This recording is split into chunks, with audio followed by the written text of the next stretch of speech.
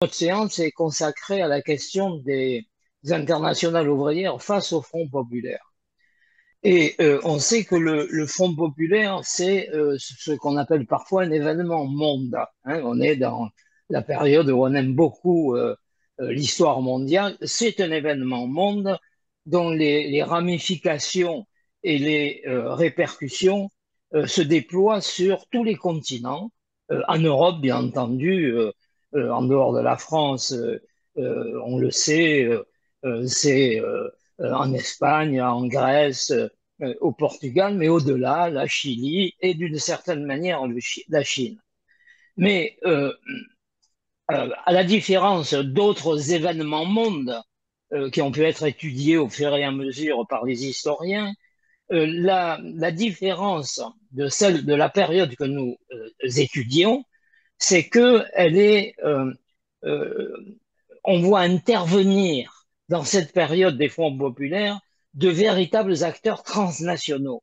Ce n'est pas simplement des acteurs nationaux juxtaposés qui constituent à un moment donné un événement mondial, il y a des acteurs internationaux, des acteurs des institutions officielles, évidemment la Société des Nations, mais ce n'est pas celle-là que nous allons regarder, mais aussi des acteurs non étatiques qui se sont constitués ouvertement en organisation internationale.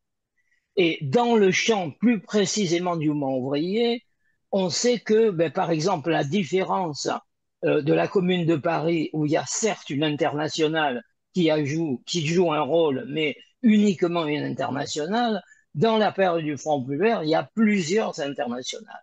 Et parmi ces internationales, les plus importantes, on sait que ça a été l'internationale communiste née en 1919 et l'internationale ouvrière socialiste qui a été créée en 1923.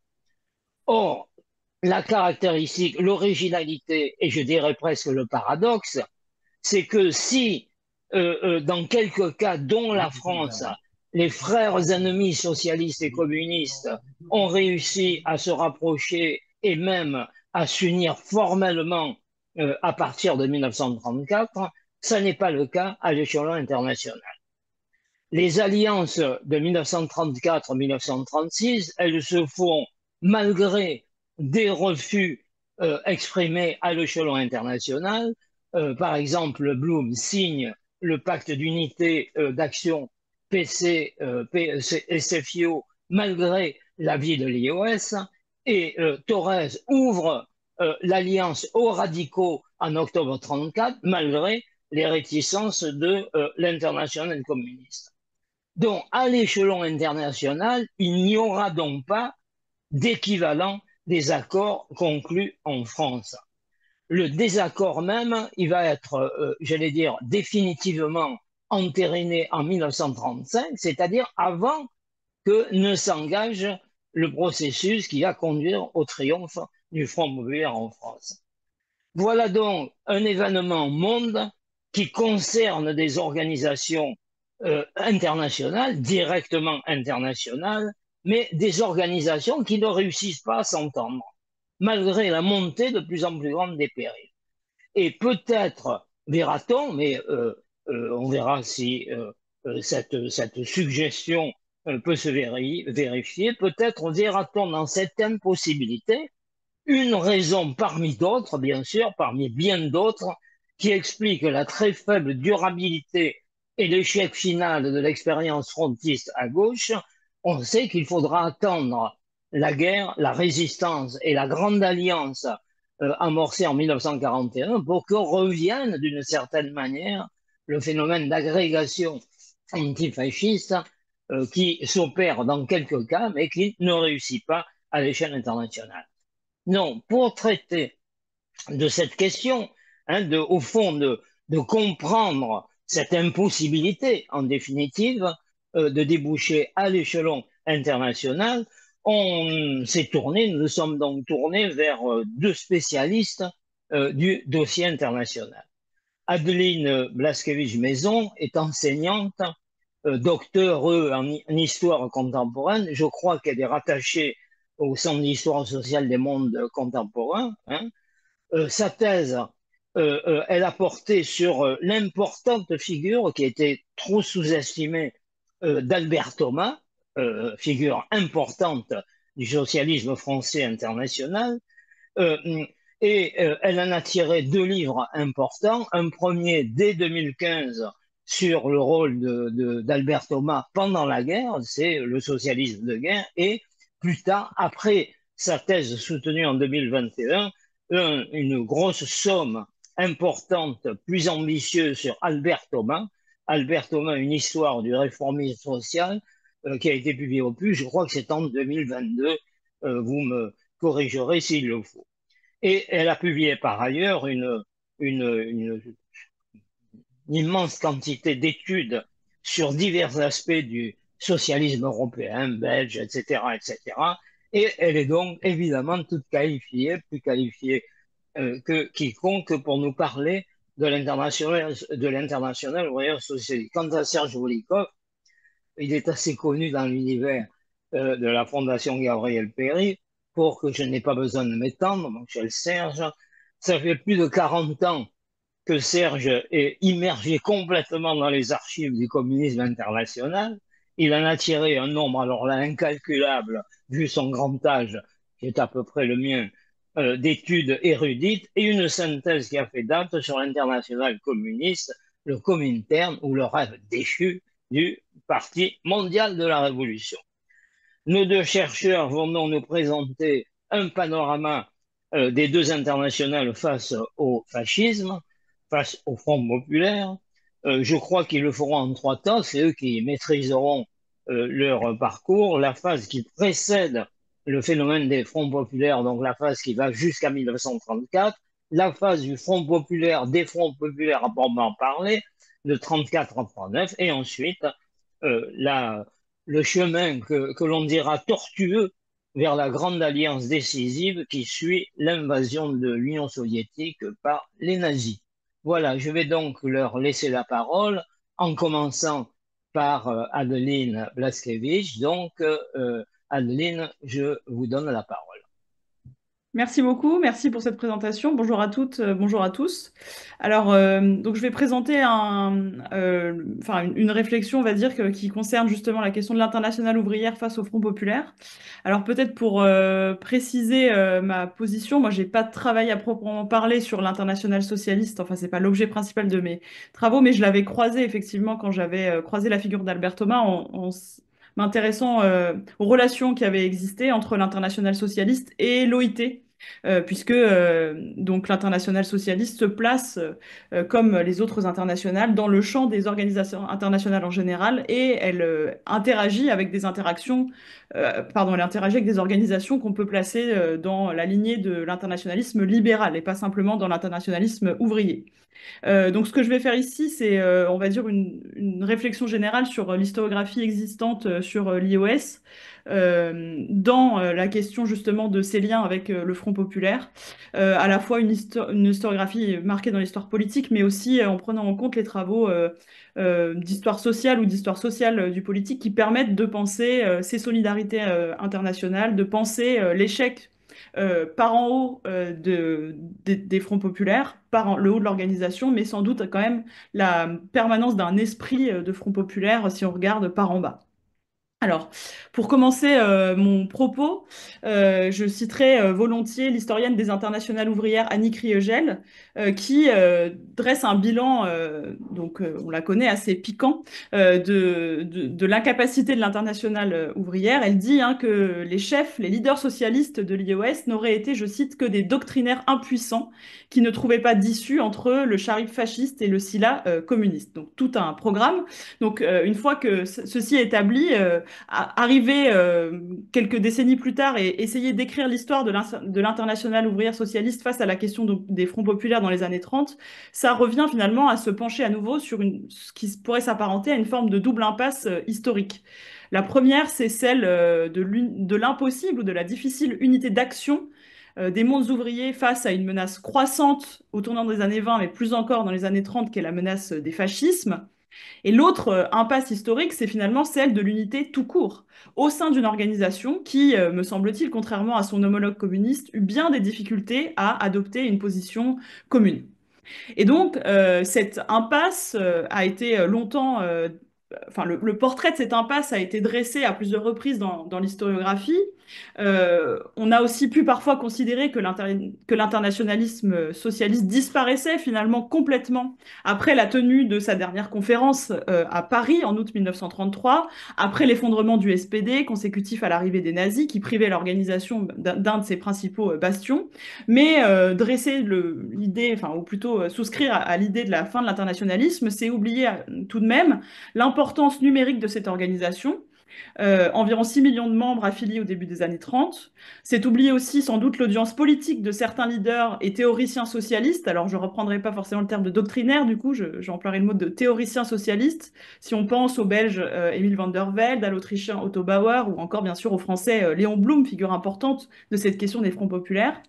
Et puis c'est aussi oublier, sans doute, ou en tout cas ne pas considérer le mode d'organisation qui est relatif, qui est différent. C'est, il me semble, un point de discussion important qu'on pourra avoir dans cette discussion. C'est une internationale qui ne fonctionne pas forcément de la même manière que l'internationale communiste, qui s'appuie sur un caractère démocratique, une organisation assez souple, avec un exécutif qui n'en est pas vraiment un, ou qui essaye d'en être un, mais qui ne parvient pas à l'être. Et donc, c'est une organisation qui fut quand même tout de même une arène politique majeure de discussion des crises et des ruptures européennes dans l'entre-deux-guerres. Je dis bien crise européenne de l'entre-deux-guerres, et j'insisterai aussi, parce qu'il me semble important de le préciser quand on parle d'histoire mondiale ou d'histoire globale, à l'inverse, une fois de plus, de l'international communiste, l'IOS est une organisation qui est principalement ancrée dans le vieux continent, en dépit de sa dénomination internationale et de sa prétention internationaliste, puisque l'IOS compte parmi ses affiliés une majorité de partis implantés en Europe. Seulement 12 000 militants se trouvent aux États-Unis, elle est quasiment absente d'Asie ou d'Amérique latine, et donc elle est dominée par les grands partis travaillistes, sociodémocrates, socialistes, à commencer par le Labour Party, le SPD allemand, le SPO autrichien, et même si elle est numériquement bien plus faible que les précédentes, la SFIO également pèse particulièrement dans cette séquence politique, hein, puisque l'expérience française du Front populaire finalement force l'IOS d'une certaine manière à clarifier ses positions quant à la possibilité d'ouvrir un dialogue avec les organisations communistes, avec l'international communiste, autour de la question d'un front uni prolétarien face à la menace fasciste. Et donc, c'est l'objet d'ailleurs de cette fameuse conférence organisée à Paris en 1933. Hein. Elle porte justement sur cette question de que faire face à cette menace fasciste. Et même s'il n'y a plus de conférence ni de congrès entre 1933 et 1940, l'IOS reste tout de même un espace où les socialistes eurent à s'exprimer sur la question fondamentale de l'attitude à adopter face au Front populaire, qu'il s'agisse de la France ou de l'Espagne, et aussi bien sûr de la guerre civile espagnole à partir de 1936. Alors, ce qu'il faut voir, c'est que finalement, ces débats qui continuent dans les années 30, en fait, ils rejouent largement les tensions politiques latentes qui étaient déjà marquantes en fait au sein de l'organisation depuis sa création, c'est-à-dire sa création à Hambourg en 1933. Alors, sa création est aussi le résultat d'une ambiguïté historique ou de difficultés historiques et de difficultés d'union puisque, bien sûr, elle est le résultat aussi de l'impossibilité de créer une internationale commune autour de celle créée à Moscou en 1919. Et donc, elle se place dans la continuité historique de la deuxième internationale, dont l'action en faveur de la paix, on le sait très bien, avait été largement mise à mal, entravée par l'entrée en guerre en 1914 et plus encore par la participation de nombre de ses leaders aux unions sacrées dans les différents pays d'Europe. Et donc, on le sait aussi, hein, l'internationale socialiste fut largement conspuée par les bolcheviks et les communistes et joua justement pour l'internationale communiste née à Moscou en 1919 un rôle d'épouvantail pour ériger en ennemis des socialistes et les sociodémocrates européens qui étaient même désignés au début des années 1930 par le substantif peu enviable de social-fasciste. Et donc, mon propos, enfin, j'avais trois parties dans mon propos, mais donc pour cette première séquence, je vais me pencher surtout sur la période, le tournant des années 20, les années 20 jusqu'à 1933, grosso modo. Il me semble qu'après, Serge prendra la parole justement pour revenir sur cette période et on complétera sur le panel suivant ensuite. On est d'accord? Oui. Ok. Alors, du coup, dans cette première séquence, on pourrait la renommer ainsi, hein, pas de front uni à l'heure des frères ennemis, puisque l'international socialiste trouve dans une situation de concurrence face à l'international communiste, une concurrence au leadership internationaliste sur les mondes ouvriers. Alors, pour saisir cette question, ce qui m'a semblé aussi, hein, c'est que l'historiographie finalement, comment dire, l'international socialiste a été largement en retrait sur un tas de questions politiques parce qu'elle était marquée par un certain nombre de divisions. C'est moins le cas sans doute du côté de l'international communiste, mais du coup, en conséquence aussi, l'historiographie de l'IOS est aussi restée dans l'ombre.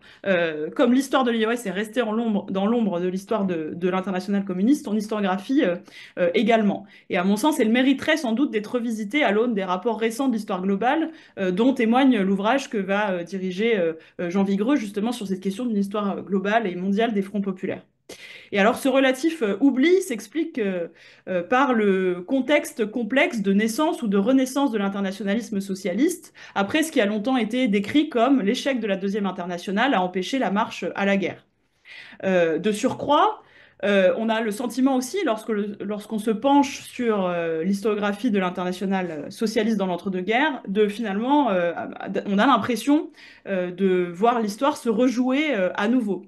Une fois de plus, je citerai la formule d'Annie Kriegel, hein, qui dit que l'IOS se brise sur le fascisme comme la Deuxième Internationale s'était brisée sur la guerre. Donc on a le sentiment d'une funeste répétition de l'histoire qui serait celle de l'internationalisme socialiste. Il faut dire hein, que la création de l'IOS fut marquée par les troubles hérités de la Première Guerre mondiale, par les tensions consécutives, on le sait, à la révolution bolchevique de 1917, et après une longue période de gestation. L'IOS est finalement formée lors du congrès de Hambourg de 1923 et elle est le résultat de la fusion entre ceux qui prônaient une unité plus générale et ceux qui étaient plus attachés à l'internationalisme type Deuxième internationale, donc celle qui a existé de 1889 à 1914. Son identité politique, c'est l'attachement à la démocratie, voire même la formation d'une identité politique social-démocrate, si je reprends les travaux d'Alain Bergogneau sur cette question. Et donc, depuis le milieu des années 1920, la création de l'IOS, enfin, le contexte de création est marqué par cette concurrence au leadership sur l'internationalisme ouvrier. Et donc, l'ambiance politique n'est pas du tout à la conclusion de pactes d'unité d'action entre les deux organisations. En 1928, l'adoption par l'international communiste de la ligne classe contre classe tend plus encore les relations, les socialistes étant accusés d'être des soutiens du capitalisme, pire d'être des social-fascistes.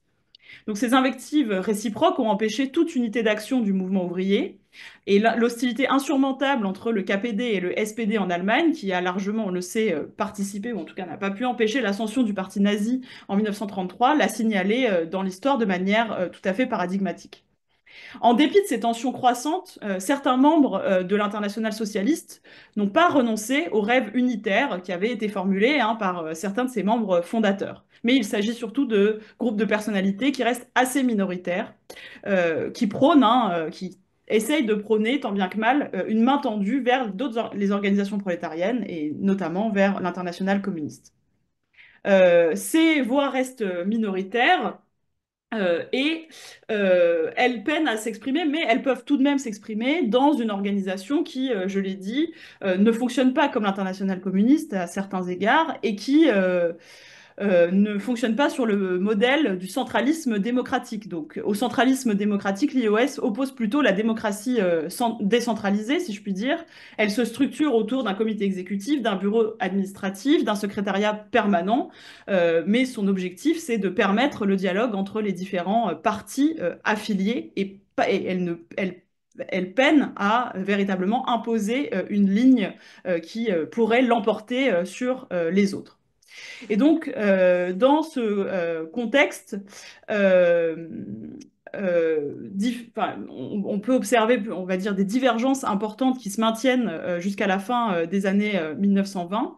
Et alors même que l'identité politique de l'international socialiste, je l'ai dit, c'est la défense de la démocratie, c'est, je devrais ajouter, la défense de la paix, eh bien, il y a une sous-estimation tout de même, enfin, que les historiens ont mis en avant, hein, une sous-estimation de la menace fasciste, une sous-estimation aussi de la spécificité finalement de la menace fasciste, du fascisme italien, une sous-estimation aussi de la menace spécifique que représentait le fascisme allemand.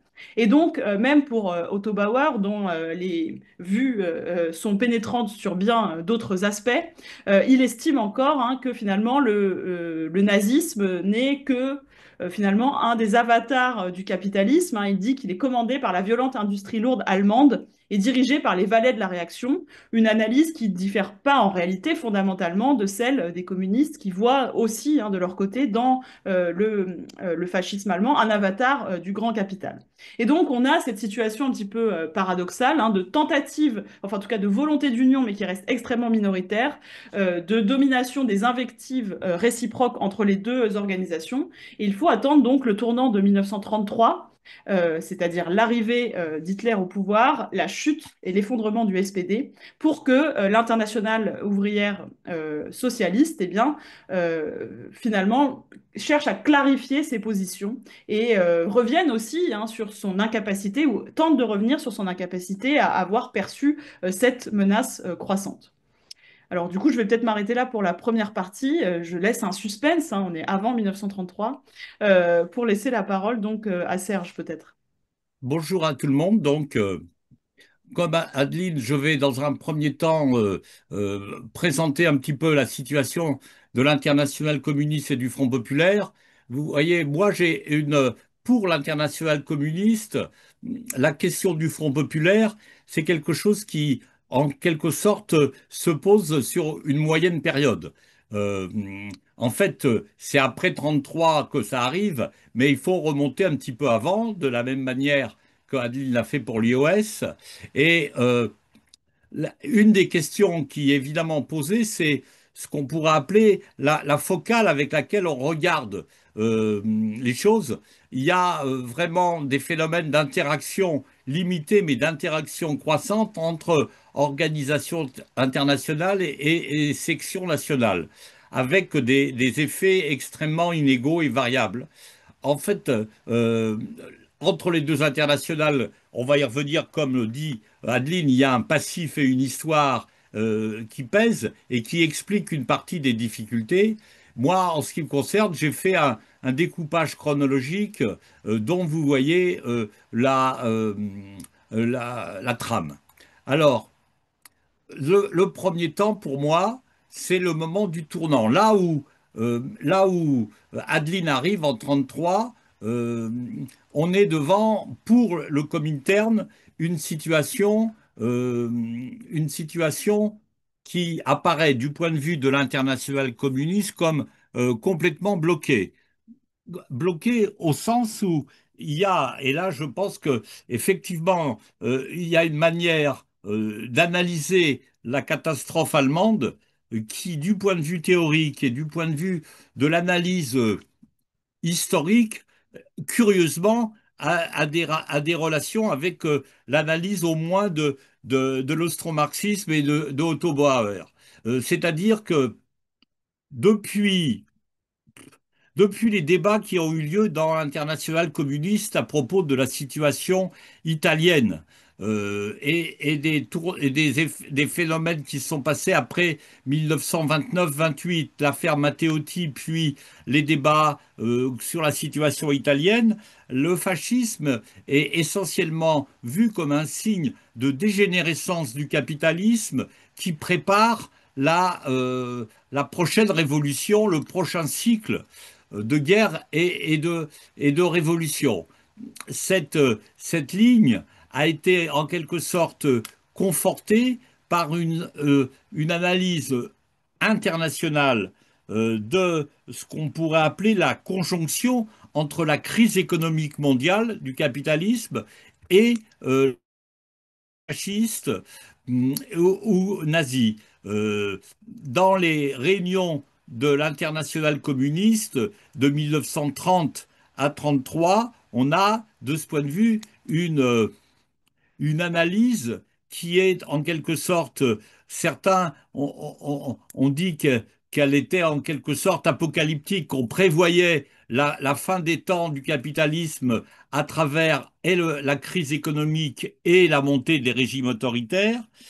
Il y a des fluctuations, on ne va pas entrer dans le détail, des tentatives pour essayer de mobiliser contre le fascisme et les régimes autoritaires, des luttes contre la guerre, notamment l'appel de Barbus et Romain Rolland, les mouvements auxquels les communistes jouent un rôle relativement important dès 1932 autour du mouvement Amsterdam. Mais enfin, globalement, l'analyse qui est faite par l'internationale communiste, c'est que la situation allemande, puisque c'est en Allemagne que le projet ou la perspective révolutionnaire apparaissait comme la plus probable.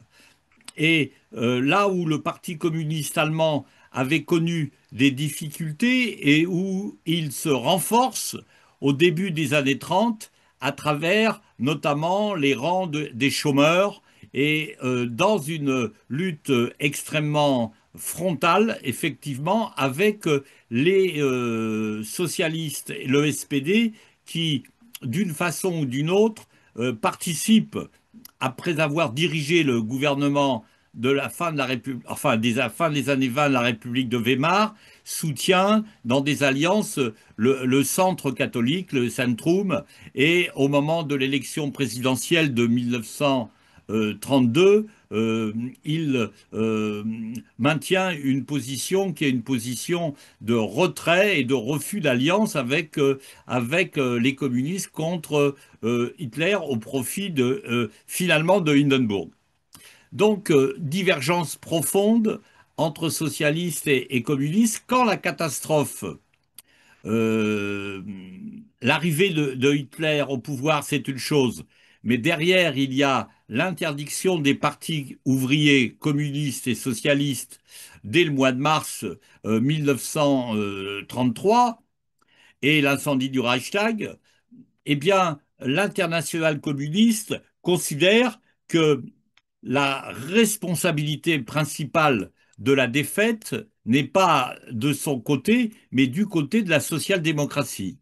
Et au moment même où l'émotion dans les milieux ouvriers européens, ou tout au moins une partie du monde des ouvriers révolutionnaires ou de gauche en Europe est maximum. C'est le cas en France, c'est le cas en Tchécoslovaquie, c'est le cas dans un certain nombre de pays démocratiques où l'effondrement de la gauche allemande constitue un choc qui pousse à des rapprochements. En France, des contacts sont pris entre socialistes et communistes, en Tchécoslovaquie également. Il y a même des démarches qui sont faites auprès de l'internationale communiste au tout début, au mois d'avril, mais mars-avril 1933, avec une fin non seulement de non-recevoir, mais une dimension critique très forte à l'égard des partis communistes qui se sont aventurés dans une ligne unitaire. Euh, et de ce point de vue, les initiatives unitaires nationales sont considérées comme dangereuses. En France, le directeur de l'humanité va être dégagé, c'est Ferrat. Il y aura le représentant de l'international, même le secrétaire général du PC qui s'était engagé dans cette voie, Maurice Thorez, est fortement critiqué à Moscou. Et ce qu'on pourrait le procès en opportunisme droitier est dressé durant toute la fin de l'année 33 par l'internationale communiste avec un point maximum lors du dernier plénum de l'internationale communiste en décembre 1933. Et il en va de même à propos de la Tchécoslovaquie et concernant les autres pays, d'Europe centrale et les autres sections de l'internationale communiste, il n'y a absolument aucun changement. On pourrait même dire que la ligne classe contre classe apparaît comme non seulement validé, affirmé, quoi, réaffirmé. Alors là, nous sommes en 1933, le moment où justement Adeline évoquait un certain nombre de tentatives de l'IOS pour contacter l'internationale communiste. On comprend que dans ce contexte, la réponse de l'internationale communiste a été, comment dire, non seulement négative, mais profondément hostile, quoi. Puisque en réalité, derrière ça, se cachait la question de la responsabilité des partis communistes et de l'internationale communiste et de ses analyses dans la catastrophe allemande. Et à l'intérieur du mouvement communiste allemand, justement, il y a des divisions pour certains qui mettent en cause la ligne qui a été suivie. Ils sont considérés comme non seulement comme des traîtres, mais ils vont être très, très vite éliminé politiquement en attendant pire. Alors, après, moi, dans ma chronologie, c'est là où il y a un petit décalage avec la chronologie que Adeline a mis en place. Euh, la question qui se pose, alors je ne sais pas, Roger, tu vas me dire si on s'arrête là. Vous voyez ce panneau, pour moi, le tournant de l'internationale communiste, il se fait en deux temps. Il se fait dans un premier temps en 1934, et il y a quelque chose, non pas de mystérieux, mais il y a quelque chose d'intrigant.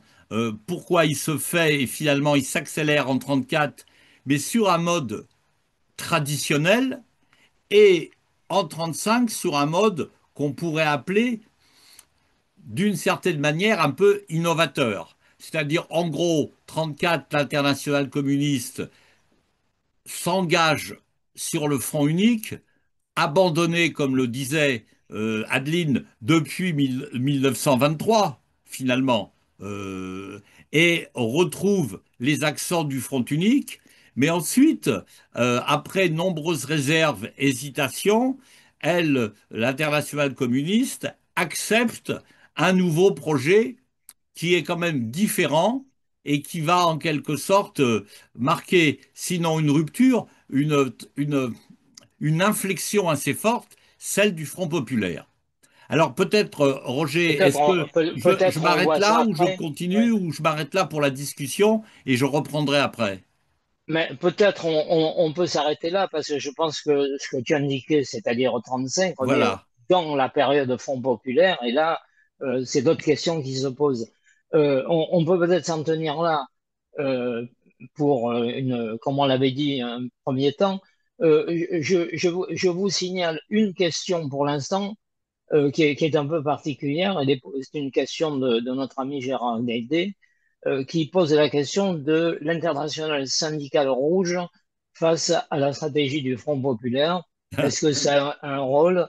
Donc, je laisse la question en suspens, notamment pour Serge, Qui, qui répondra quand il veut. Moi j'aurais une question.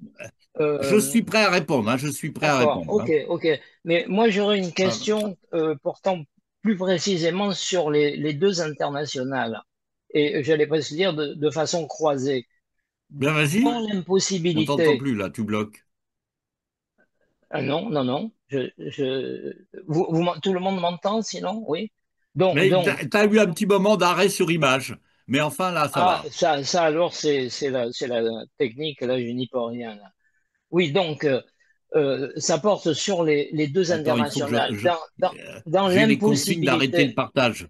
Il faut que j'arrête le partage, si j'ai bien compris. oui, arrête le partage, vas-y. Voilà. Ah, je sais pas. C'est arrêté le partage là ou non? Oui, oui, oui, Oui, c'est arrêté. Bon. bon. Oui, donc, dans ce qui est au fond des positions des deux internationales, qui, dans un premier temps, sont sur une attitude qui est une attitude de refus, en définitive, d'une logique qui est une logique de rapprochement entre communistes et socialistes contre l'adversaire fasciste.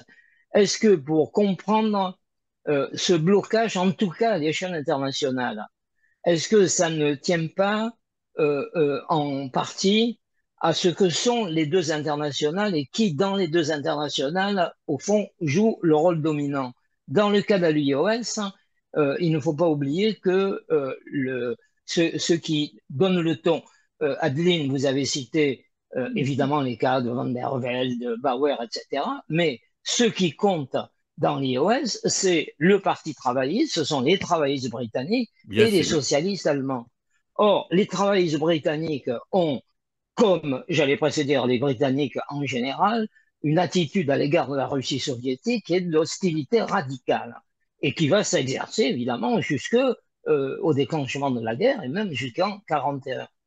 Dans le cas de l'Allemagne, les rapports entre communistes et socialistes naissent quand même, on va dire, dans le sang, évidemment, avec l'écrasement des révolutions allemandes à différentes reprises entre 19 et 24. Donc, il y a un contexte, j'allais dire, de dureté des relations entre communistes et socialistes particulières. Et dans le cas de lycée, le cœur, c'est bien entendu le parti communiste russe, et c'est par ailleurs le modèle, j'allais Allemand. presque dire, de substitution, qui est le KPD. Or, dans les deux, la culture classe contre classe n'est pas simplement un choix, j'allais dire, politique, c'est aussi une culture. Et une culture qui considère qu'à un moment donné, le conflit entre communistes et socialistes est structurant et éclaire la totalité du champ. Est-ce que, d'une certaine manière, il n'y a pas dans l'impossibilité quelque chose de structurel dans les deux internationales que peut-être on retrouvera d'ailleurs par la suite? Voilà. Encore une fois, c'est ma question, vous y répondez, vous n'y répondez pas, et vous avez aussi la possibilité de vous discuter, j'allais dire, euh, réciproquement à partir de vos interventions. Allez-y, Adeline. Oui, bah, il y a, enfin, sur l'international socialiste, c'est particulièrement marquant justement cette question du rapport de force en fait. C'est-à-dire que il y a pas une, il y a pas une directive du haut vers le bas, et il y a des rapports de force. Et effectivement, le Labour Party, c'est le parti le plus important. C'est 4 millions de membres sur les 6 millions. C'est le parti d'ailleurs où se trouve le siège de l'IOS jusqu'en 1935, donc il y a aussi, enfin à Londres, donc il y a aussi, il y a véritablement un basculement et un rapport de force qui est marquant. Et effectivement, il y a ce que certains historiens ont appelé une forme d'isolationnisme chez les travaillistes, qui est le reflet de l'isolationnisme de l'opinion publique aussi britannique. Il y a des situations qui sont effectivement radicalement différentes. Et en fait, ces travaillistes sont marqués par la culture politique de leur pays, c'est-à-dire la culture politique quand même d'une tradition démocratique, d'une tradition parlementaire, des partis qui participent aussi au gouvernement à différents moments de l'histoire et pour qui, en fait, stratégiquement et électoralement, une alliance avec un parti communiste qui est de toute façon minoritaire, ça n'a aucun sens. Enfin, je veux dire, ça n'a pas de pertinence et ça n'a pas d'utilité politique immédiate. Ce qui explique hein, aussi en plus du contexte géopolitique hein, que vous avez rappelé, c'est-à-dire l'hostilité avec l'Union soviétique, une incapacité, enfin en tout cas une non-volonté, ou en tout cas une non-perception de la pertinence et de la nécessité vitale d'une union de type Front populaire contre la menace fasciste dont ils se sentent aussi sans doute géopolitiquement à l'écart. Et donc ça ouvre une réflexion, à mon sens, plus générale sur la nature de l'interaction toujours entre la sphère nationale et la sphère internationale. Quand on réfléchit à ces organisations, il y a tout de même le poids de ces cultures politiques nationales qui l'emportent et donc qui affaiblissent hein, d'une certaine manière l'internationalisme. Et c'est d'autant plus vrai dans les années 1930. Serge, je te donne la parole. Avant, je signale une question de Frédéric Genevet qui pose, qui vous demande quid des comités internationaux contre la terre blanche? Sont-ils monocolores? Présagent-ils du Front populaire? Maintiennent-ils des formes de front unique? Est-ce que ça joue un rôle dans le processus que vous étudiez? Vas-y, Serge. Alors, les comités contre la terreur blanche, si je comprends bien ce à quoi Frédéric fait allusion, c'est des mobilisations qui ont eu lieu dans les années 20, qui étaient un peu conjointes à la montée du fascisme en Italie, mais aussi avec des phénomènes autoritaires de montée de la droite dans les pays d'Europe centrale, du côté de la Bulgarie, du côté de la Hongrie et y compris aussi du côté de la Grèce. Là, il y a eu en France, ces comités étaient des comités qui rassemblaient souvent des forces de gauche du point de vue de l'histoire de l'union entre communistes, socialistes, syndicalistes, Ligue des droits de l'homme, etc. À la base, dans les sections comme la section française de l'Internationale ouvrière socialiste, il y avait des liens avec le Parti communiste dans les années 25, 26, 27, avant justement l'affirmation de la ligne classe contre classe. Hein, ça, c'est tout à fait vrai qu'on a une chronologie des relations et qui est intéressante parce que ça fait le lien avec ce que tu disais, Roger. En ce qui concerne la France, on n'a pas une chronologie identique à celle des relations entre SPD et KPD en Allemagne. D'une part parce que le Parti socialiste en France ne participe jamais au gouvernement, alors qu'en Allemagne, il y a une expérience gouvernementale très forte du SPD et qui s'affirme dans la fin des années 20 de la République de Weimar, d'une part, et surtout, on a une structure fédérale. Si on regarde le poids des socialistes dans ce qu'on pourrait appeler l'appareil politico-répressif, administratif de Berlin, il est très important jusqu'en 31. Et donc, les socialistes comme les communistes, je ne veux pas dire qu'ils sont dans l'opposition, mais ils sont sur les marges de la République parlementaire qui est dominée plutôt par la droite après l'échec du cartel. On est donc dans des situations qui sont différentes. Et c'est intéressant parce que les années 34-35 vont rejouer un peu des choses qui avaient été amorcées plus ou moins sous une forme différente au milieu des années 20. À ce titre, les comités contre la terreur blanche ont été des sortes de moments qui ont si on veut, un peu des répétitions par rapport au mouvement Amsterdam Playel, par exemple, et aux mobilisations des intellectuels autour de Romain Rolland et Barbus en 32-33. On a des phénomènes comme ça qui sont sur les marges. L'internationale communiste laisse faire sans être vraiment à la manœuvre. Elle laisse faire tout en ayant par ailleurs l'association des intellectuels révolutionnaires, l'AEAR, avec Marion Couturier, qui n'est pas complètement sur cette ligne avant 34-35. Hein. Bon, voilà. Quand il y avait une question qui portait sur l'internationale syndicale rouge, ce qui est intéressant par rapport à l'international, au mouvement syndical et à nos deux organisations, c'est que d'une certaine manière, les rapports entre syndicats et organisations internationales ne sont pas homologues là non plus. Du côté communiste, on a une liaison forte entre ISR et Internationale communiste. Du côté des socialistes, la FSI, la Fédération syndicale internationale, elle n'est pas organiquement liée à l'IOS de la même manière.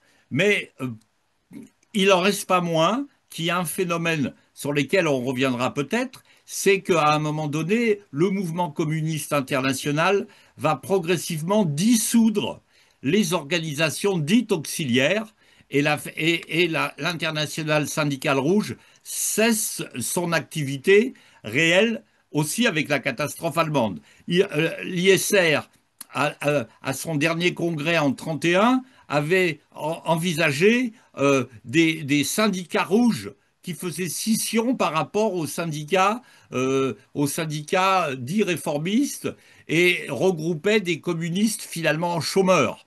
Et cette stratégie de l'ISR a foiré complètement avec les événements allemands. Et d'une certaine façon, en France, la ligne de la CGTU qui a été très largement, comment dire, affectée par la ligne classe contre classe et la ligne de l'ISR, à partir de 1933, elle s'est développée en liaison, en associant marche de chômeurs, mais aussi grève. Grève parce que la CGTU continue d'avoir une implantation dans certains secteurs importants du monde ouvrier, parmi aussi les immigrés, et la stratégie de la CGTU est très différente des syndicats allemands. Et au bout du compte, officiellement, l'ISR sera dissoute en 1935, mais elle cesse son activité réelle dès 1933. Et les derniers écrits de Lozowski dans ce domaine, en témoignent. On ne va pas entrer dans le détail. C'était pour répondre au camarade Lédé, si j'ai bien compris, qui posait cette question. Euh, bon, Très bien. autrement, Roger, j'ai rien à ajouter à ta question parce que ta question comportait sa réponse et son analyse. Hein. Je ne peux que souscrire à la maîtrise que tu as présent, à la maîtrise de ton exposé et à la qualité de la synthèse. Merci Serge, merci. Euh, Adeline, vous voulez prolonger? Sinon, Je on passe. souscris aussi à la qualité de la synthèse de Serge, donc Non, Bon, très bien. Bon, tout le monde souscrit. Ouais, non, c'est pas un problème. tout le monde souscrit. oui. Bon, on va passer à la seconde partie donc de vos interventions. C'est d'ailleurs la partie de la période du Front populaire à proprement parler, hein, Proprement dit, entre oui. 34 et 39. Donc pour l'instant, on a constaté que les internationales, les deux Oh, ça y est. internationales ne sont pas franchement, j'allais dire, ou totalement pilotes dans ce qui conduit en France au pacte d'unité d'action et au Front populaire. C'est le moins qu'on puisse dire, j'allais dire, dans les deux cas. Maintenant, nous sommes dans la période où le Front populaire entre dans la vie, à partir de 1934, euh,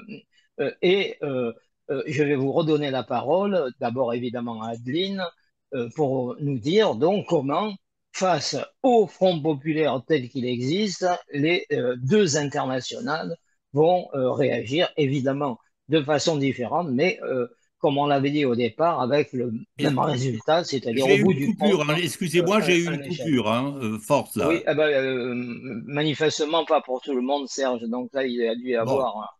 Voilà, donc donc, je dis, on passe à la seconde partie, Serge, donc la période qui est-ce qui commence là? 34-39. Qui est-ce qui Comment? Oh, commence? Adeline, Adeline. Adeline, très bien.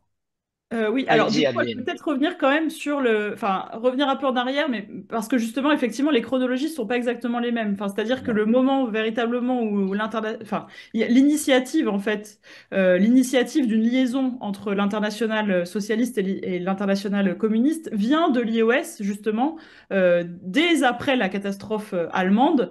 Et en gros, dès février 1933, il y a une première tentative. En gros, les membres de l'IOS demandent à son bureau exécutif de lancer un appel à l'international communiste pour réunifier la classe ouvrière.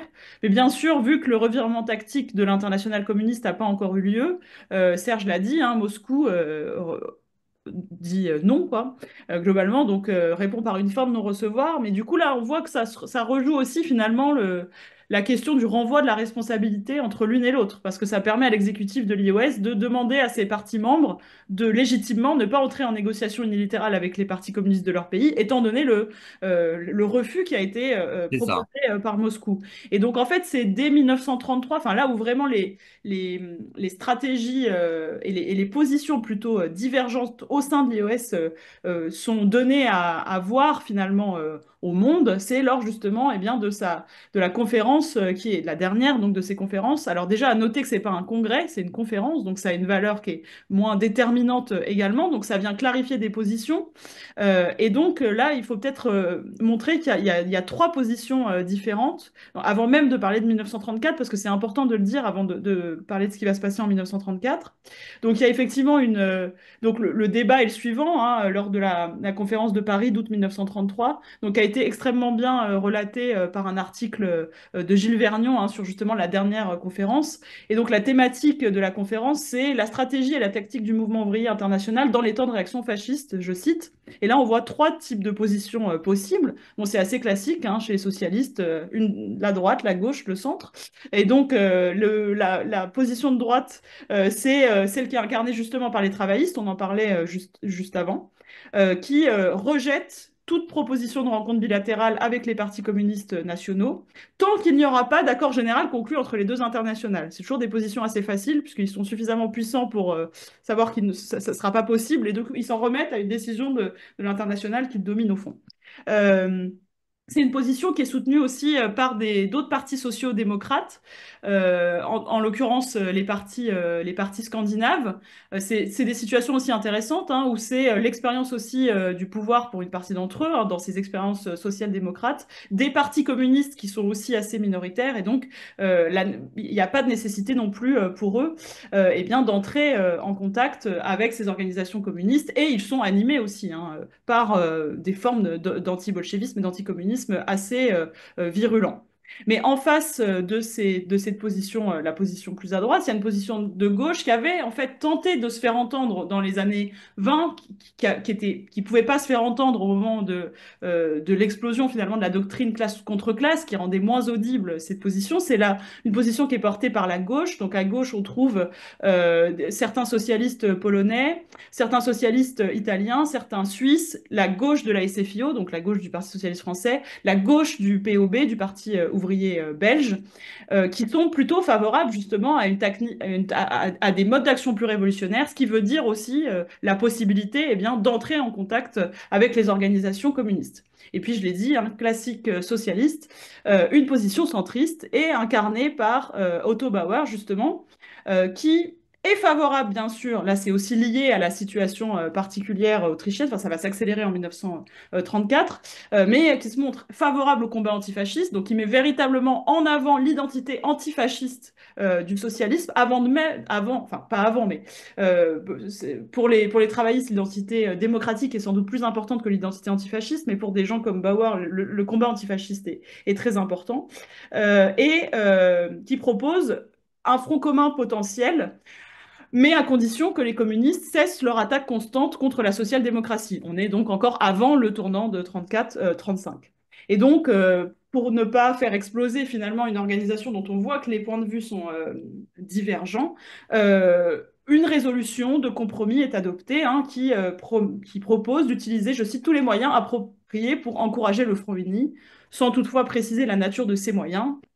Et donc, on voit qu'on est dans une forme de souplesse ou d'imprécision générale. Et cette imprécision générale va justement être diversement appréciée par les partis nationaux dans le contexte mouvant de 1934. Donc, il y a le basculement, effectivement, de l'année 1934. Donc, il n'y a pas simplement, il n'y a pas que la situation française, il y a bien sûr la situation française avec la crise, la menace, la crainte du coup d'État fasciste après la crise du 6 février 1934.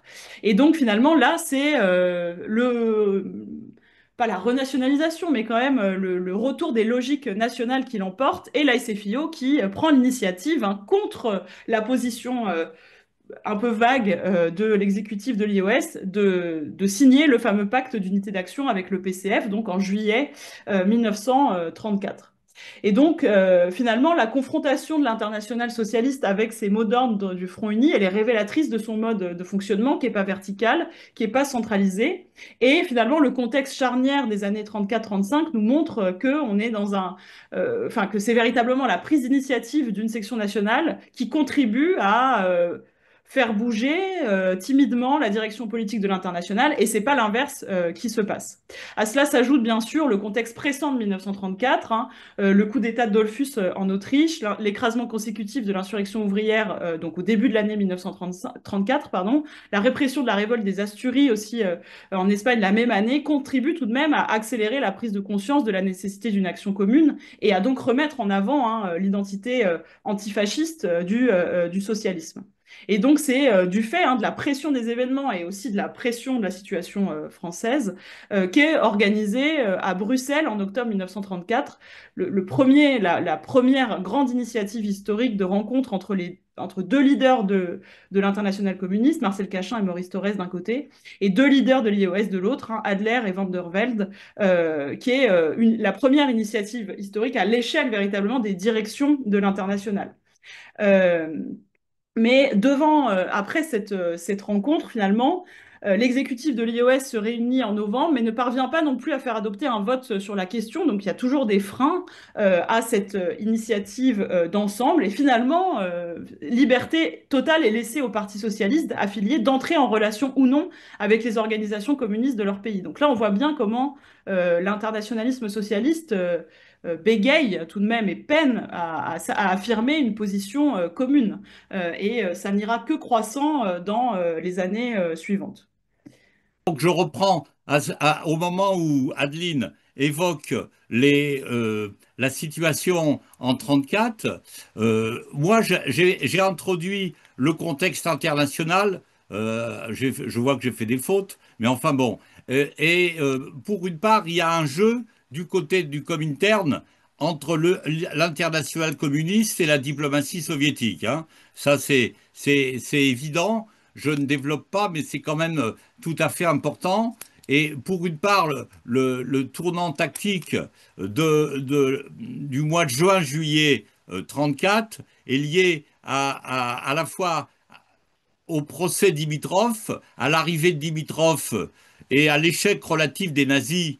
Le combat antifasciste a payé d'une certaine façon et a donné, y compris en Angleterre d'ailleurs, avec Russell, avec d'autres, une dimension internationale.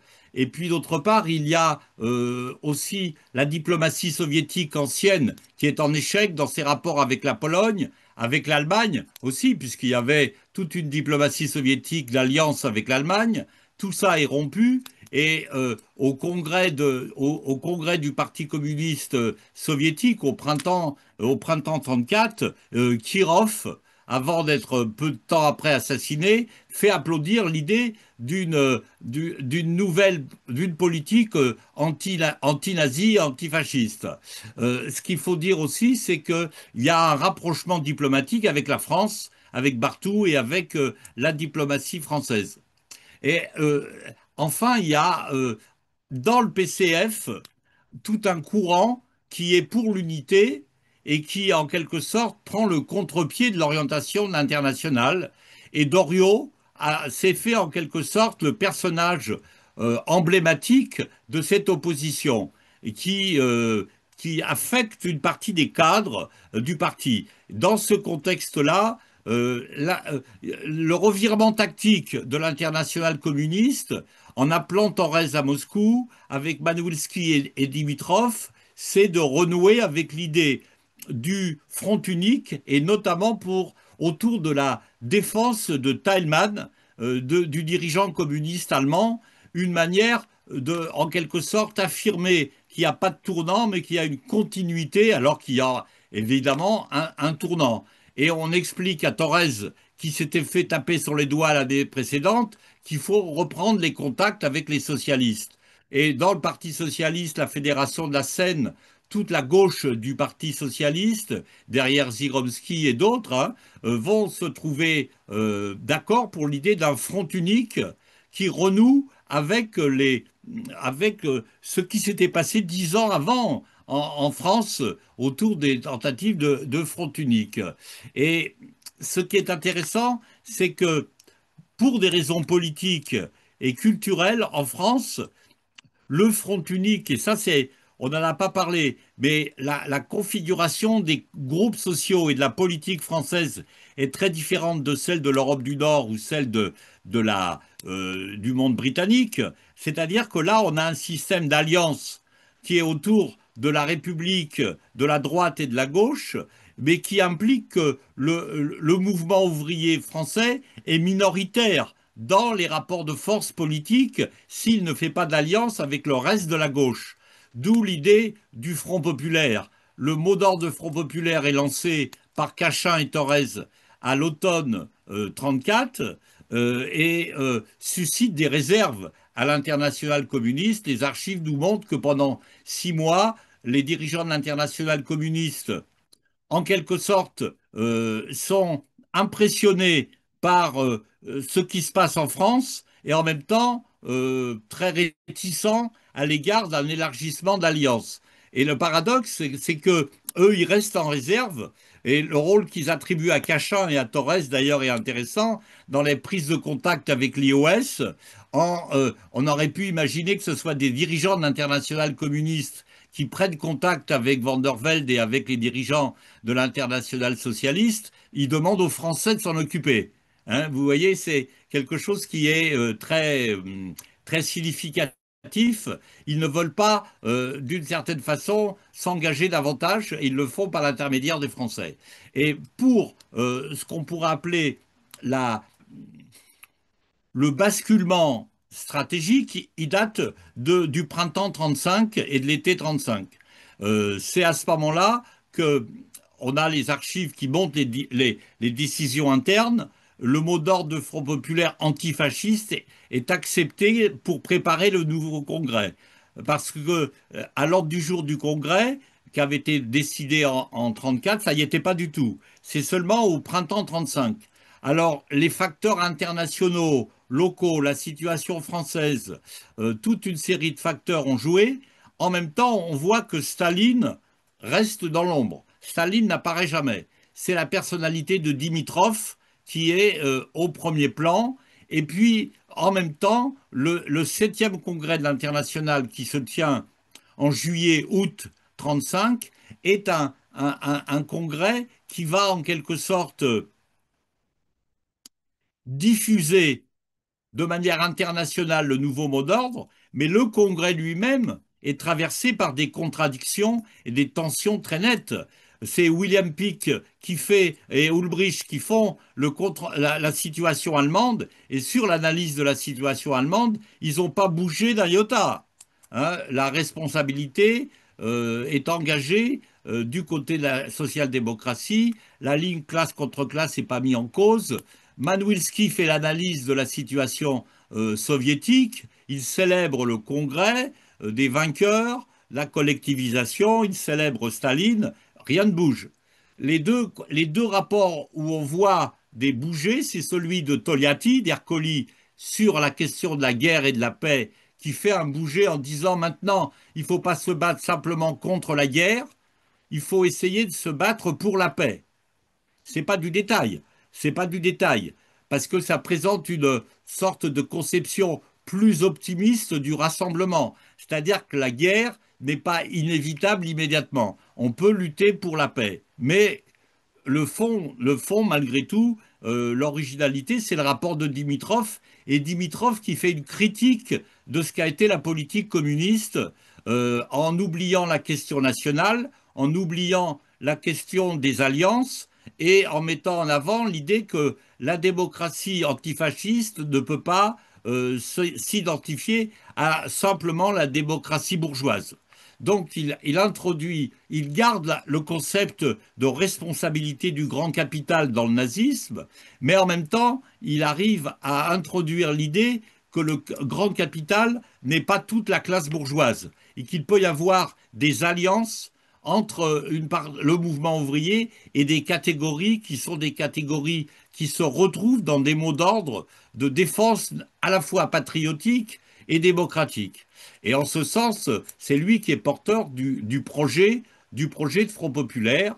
Et dans la suite, dans le déroulement du congrès, les intervenants qui viennent illustrer les propos de Dimitrov, ben on retrouve les mêmes.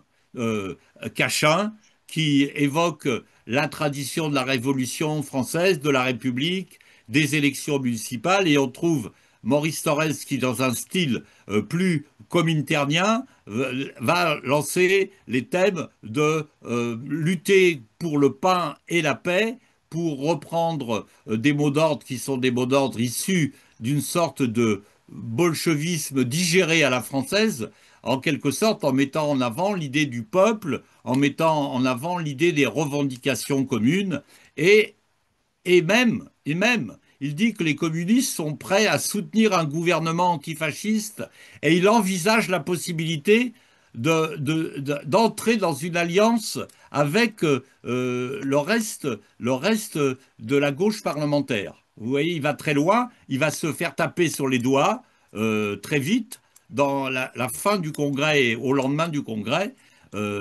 Et donc le congrès de l'Internationale communiste, c'est un congrès, le dernier, de même qu'il y avait en 1933 la dernière réunion de l'IOS, il y a le dernier congrès de l'Internationale communiste, et qui comporte ses parts d'ombre, parce qu'il y a le nouveau mot d'ordre auprès des partis communistes, mais il n'y a aucune autocritique de la ligne antérieure, si ce n'est celle qui a été faite par Dimitrov.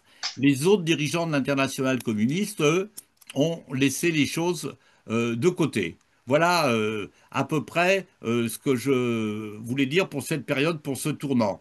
Il y a une chose qu'il faut dire, c'est à propos des relations IOS et IC, je ne l'ai pas mis dans mon topo, mais on aurait pu imaginer que l'invasion, l'agression contre l'Éthiopie, dans le cadre de la SDN, aurait pu fournir l'occasion d'un rapprochement international fort entre l'IOS et l'IC, et pour des raisons qui appartiennent aux uns et aux autres, il ne va rien se passer.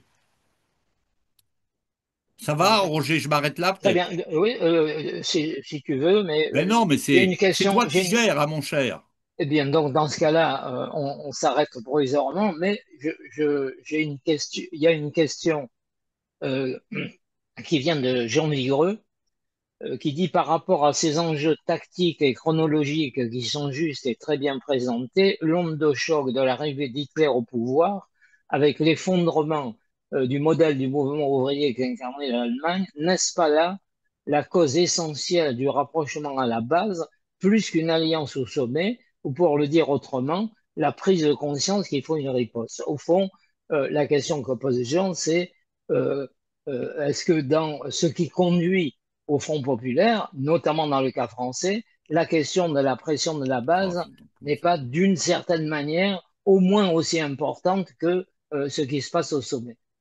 Euh, Voulez-vous réagir par rapport à Mais moi, cette je question? réagis en un mot pour dire que c'est tout à fait juste et que je retrouve quelque chose que nous disait Adeline, c'est-à-dire que, mine de rien, une partie de ce qu'on pourrait appeler la dynamique unitaire.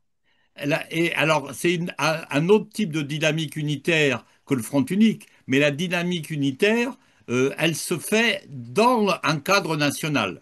Même si la dimension internationale est très fortement présente, c'est en quelque sorte la situation nationale qui est déterminante. Et pour le coup, là, on le voit pour la France, c'est vraiment la situation, c'est pas à la base, mais c'est à la situation du parti, des partis politiques et des forces sociales en France qui apparaissent vraiment déterminantes. Et les victoires électorales, le renforcement de l'organisation du parti, comment dire, étonnent les dirigeants de l'international qui ne souscrivent pas vraiment, qui ne comprennent pas, mais qui y voient une occasion, quoi.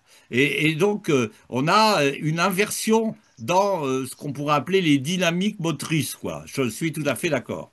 Ben, ce que pensent les soviétiques, c'est un peu que ce qui se passe en France affaiblit l'impérialisme français et que quand même c'est ce qui leur importe au premier chef, plus que la dynamique, j'allais dire, d'union politique. Adeline, vous voulez... Oui, bah, non, mais je suis tout à fait d'accord. Enfin, là, on sent quand même, bah, chez les socialistes français, l'enjeu de survie. Enfin, là, effectivement, le modèle allemand leur donne à voir la possibilité d'un effondrement, enfin, d'une disparition complète, en fait. Et donc, l'enjeu de survie dans son propre pays est absolument bah, majeur par rapport à des directives qui, de toute façon, ne sont pas d'une clarté folle de l'international socialiste. Et pour rebondir, enfin, ça va aussi dans le sens de cette réflexion sur les dynamiques entre l'échelle nationale et l'échelle internationale, sur la question de l'Éthiopie, finalement, ce qui l'emporte du côté des socialistes, c'est la croyance dans la capacité de la Société des Nations à régler le problème. Alors, on connaît la suite de l'histoire, mais du coup, et là, c'est vraiment une croyance qui est très forte chez les Ouais. travaillistes. Encore une fois, ça renvoie à des cultures politiques nationales, à une histoire aussi de ces organisations internationales. La SDN est dominée par les Français et par les Britanniques, et il y a une implication importante, y compris d'experts qui sont des travaillistes dans la Société des Nations. Et d'une certaine manière, on a le sentiment qu'à ce moment-là, ils croient plus dans la Société des Nations comme organisation internationale que dans l'IOS comme organisation internationale. Enfin, si je pousse la logique jusqu'au bout. Et du coup, ça explique aussi eh bien, cette impossibilité de se saisir de ce moment qui aurait pu effectivement être une autre histoire, enfin un moment de rapprochement, un moment où les lignes bougent. Et on voit au contraire que ça confirme plutôt des tendances anciennes, c'est-à-dire la croyance chez les travaillistes de la nécessité de construire la paix sur des bases qui peuvent aussi renvoyer à de la diplomatie bourgeoise, enfin voilà, donc la Société des Nations, ça renvoie aussi à des cultures politiques qui sont assez peu anticolonialistes aussi chez les socialistes chez les socialistes français et chez les travaillistes britanniques. Enfin là, c'est ce qu'ont bien montré, c'est ce qu'ont bien montré les travaux de Quentin Gasteuil dans sa thèse et dans son article justement sur le congrès de 1928 de l'IOS sur la Ouais. c'est qui est le congrès en fait de l'international socialiste où les chefs socialistes, les chefs sociodémocrates et travaillistes s'expriment enfin adoptent enfin une motion sur la question du colonialisme et de la colonisation. Et en fait, une fois de plus, hein, ils sont dans une logique. Alors, on n'est pas du tout dans l'anticolonialisme de type communiste, absolument pas. Quentin Gasteuil, il emploie la notion plutôt d'alter-colonialisme, un autre colonialisme. Donc ça, c'est aussi bien sûr marqué par la croyance quand même, y compris chez les socialistes, dans le bien fondé de la colonisation républicaine, etc. Et donc, il développe plutôt l'idée d'un alter-colonialisme, ce qui fait qu'en 1935, la crise éthiopienne, elle vient pas réanimer un anticolonialisme qui n'existe pas véritablement, en fait. Et donc, c'est aussi ça qui contribue à l'échec de cette autre histoire qu'aurait été possible, d'un combat commun, justement, contre une agression impérialiste par une puissance fasciste. Bien.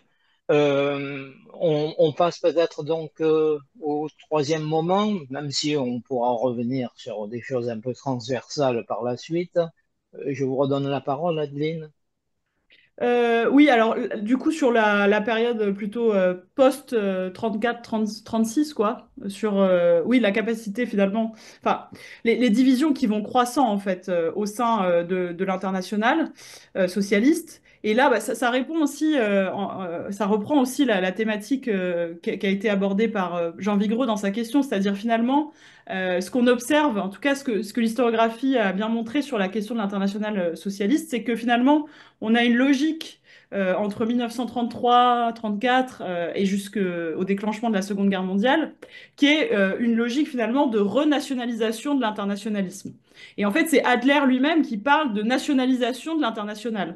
Donc c'est un aveu d'échec du point de vue du secrétaire même en fait de l'organisation. Donc c'est une formule qu'il emploiera plutôt à la fin des années 30, en 1939. Mais finalement, cette logique de nationalisation ou de renationalisation, en fait, c'est celle qui s'opère dès que la SFIO fait le choix d'un rapprochement, dès qu'à la base, ou alors on aurait pu parler bien sûr de la position de certains socialistes italiens en exil, mais bon, ils sont minoritaires aussi parce qu'ils sont en exil, ou de la position bien sûr du Parti socialiste espagnol, qui dans le contexte très précis du cas espagnol, bien sûr, prend toute sa dimension. Mais donc on voit une forme finalement de renationalisation par en haut. Et donc j'avais essayé d'interroger dans la dernière partie de mon propos la question d'une renationalisation par en haut versus quand même d'un maintien d'un esprit de solidarité par en bas. Ces questions, on les a déjà abordées quand on a parlé justement de ce qui s'était passé avant l'adoption de la ligne classe contre classe. On voit des initiatives en fait qui sont faites par en bas, qui sont marquées par un esprit de front uni antifasciste, mais qui n'attendent pas forcément en fait les directives venues d'en haut pour s'organiser et qui peut-être détournent les voies traditionnelles de la politique pour s'exprimer. Donc c'est tout ce qui se passe en fait autour des actions humanitaires en fait et de solidarité et d'actions de solidarité on va dire matérielles et concrètes que met en place l'international socialiste. Et donc de ce point de vue, il me semble qu'il y a dans l'historiographie enfin une position qui a été marquée qui est une position d'histoire on va dire politique plus classique hein. Rainer Tostorff dit la position de l'IOS est limitée à des opérations humanitaires et à quelques gestes de solidarité. En gros, c'est à ça que se résume l'action de l'international socialiste au moment des fronts populaires. Mais on voit dans cette formule aussi que c'est une forme un petit peu de dénigrement de ces formes d'action. Or, il me semble que si on se penche aussi sur ce qu'a été cette période en fait des fronts populaires en termes de comment dire de culture militante et pour le coup de culture militante par en bas, on voit tout de même des initiatives qui vont être prises et qui vont quand même activer un esprit de front populaire. Et donc là, je m'appuie dans ce développement sur les travaux de Johan Vauquelin. Donc Johan Vauquelin est présent parmi les participants. Et en fait, il est étudiant en master sous ma direction. Donc voilà, je ne reprends pas, enfin je reprends ses travaux, mais je rends à César ce qui est à César. Et c'est un travail encore en cours. Et donc, mais il me semble qu'il contribue justement à renouveler aussi les approches de l'internationalisme et pas simplement de l'organisation internationale, parce qu'il montre justement, il revient aussi sur tout ce qui a été l'action du Fonds Matteotti, donc qui a été créé en 1926 pour au départ aider les Italiens réprimés par le régime de Mussolini. Et on voit qu'il est réactivé hein, dans la période des fronts populaires pour aider les victimes de la répression, donc toujours du régime italien, mais aussi bien sûr du régime allemand, du régime autrichien, etc., etc. Donc il y a une réactivation quand même de logiques qui sont des logiques politiques imbriquées dans des logiques humanitaires. Et donc dans son travail de master, il met aussi en avant tout de même, cette fois-ci par en haut, l'action d'un comité qui est mis en place au sein de l'IOS, donc un peu plus tard, donc l'année suivante, en 1927, un comité qui porte justement sur l'analyse des répressions politiques et qui vise à mener des enquêtes et à organiser hein, les actions de solidarité avec les socialistes réprimés. Donc, d'une certaine manière, parce que je ne veux pas non plus donner une vision ultra positive pour finir, après avoir dressé un portrait plutôt critique quand même du fonctionnement de cette internationale, bien sûr, il faut voir aussi l'ordre de grandeur. Hein. Les actions de solidarité de l'internationale socialiste, elles ne prennent les travaux devront encore le montrer, mais il me semble qu'elles ne prennent jamais l'ampleur de ce qu'a été l'action du Secours Rouge international du côté communiste. Hein, ça ne prend pas la même ampleur, mais ça contribue néanmoins à réactiver un esprit de solidarité dans la lignée aussi des travaux, enfin de ce qu'a montré ce terrain d'expression des solidarités au moment de la guerre d'Espagne, ce qu'a bien montré aussi Nicolas Delalande dans ses travaux.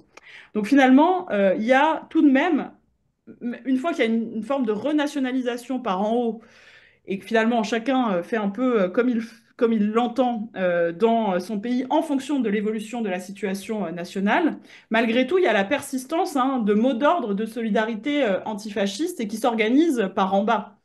Et donc, on peut le voir avec donc, le fonds Matteotti que j'ai mentionné, la commission donc, qui concerne les réfugiés politiques et les exilés politiques, mais on peut aussi le voir dans d'autres organisations qui, à mon sens, mériterait aussi, quand on parle de l'IOS, à être revisité à l'aune de nouveaux travaux, c'est notamment l'organisation, enfin le secrétariat des femmes socialistes de l'IOS.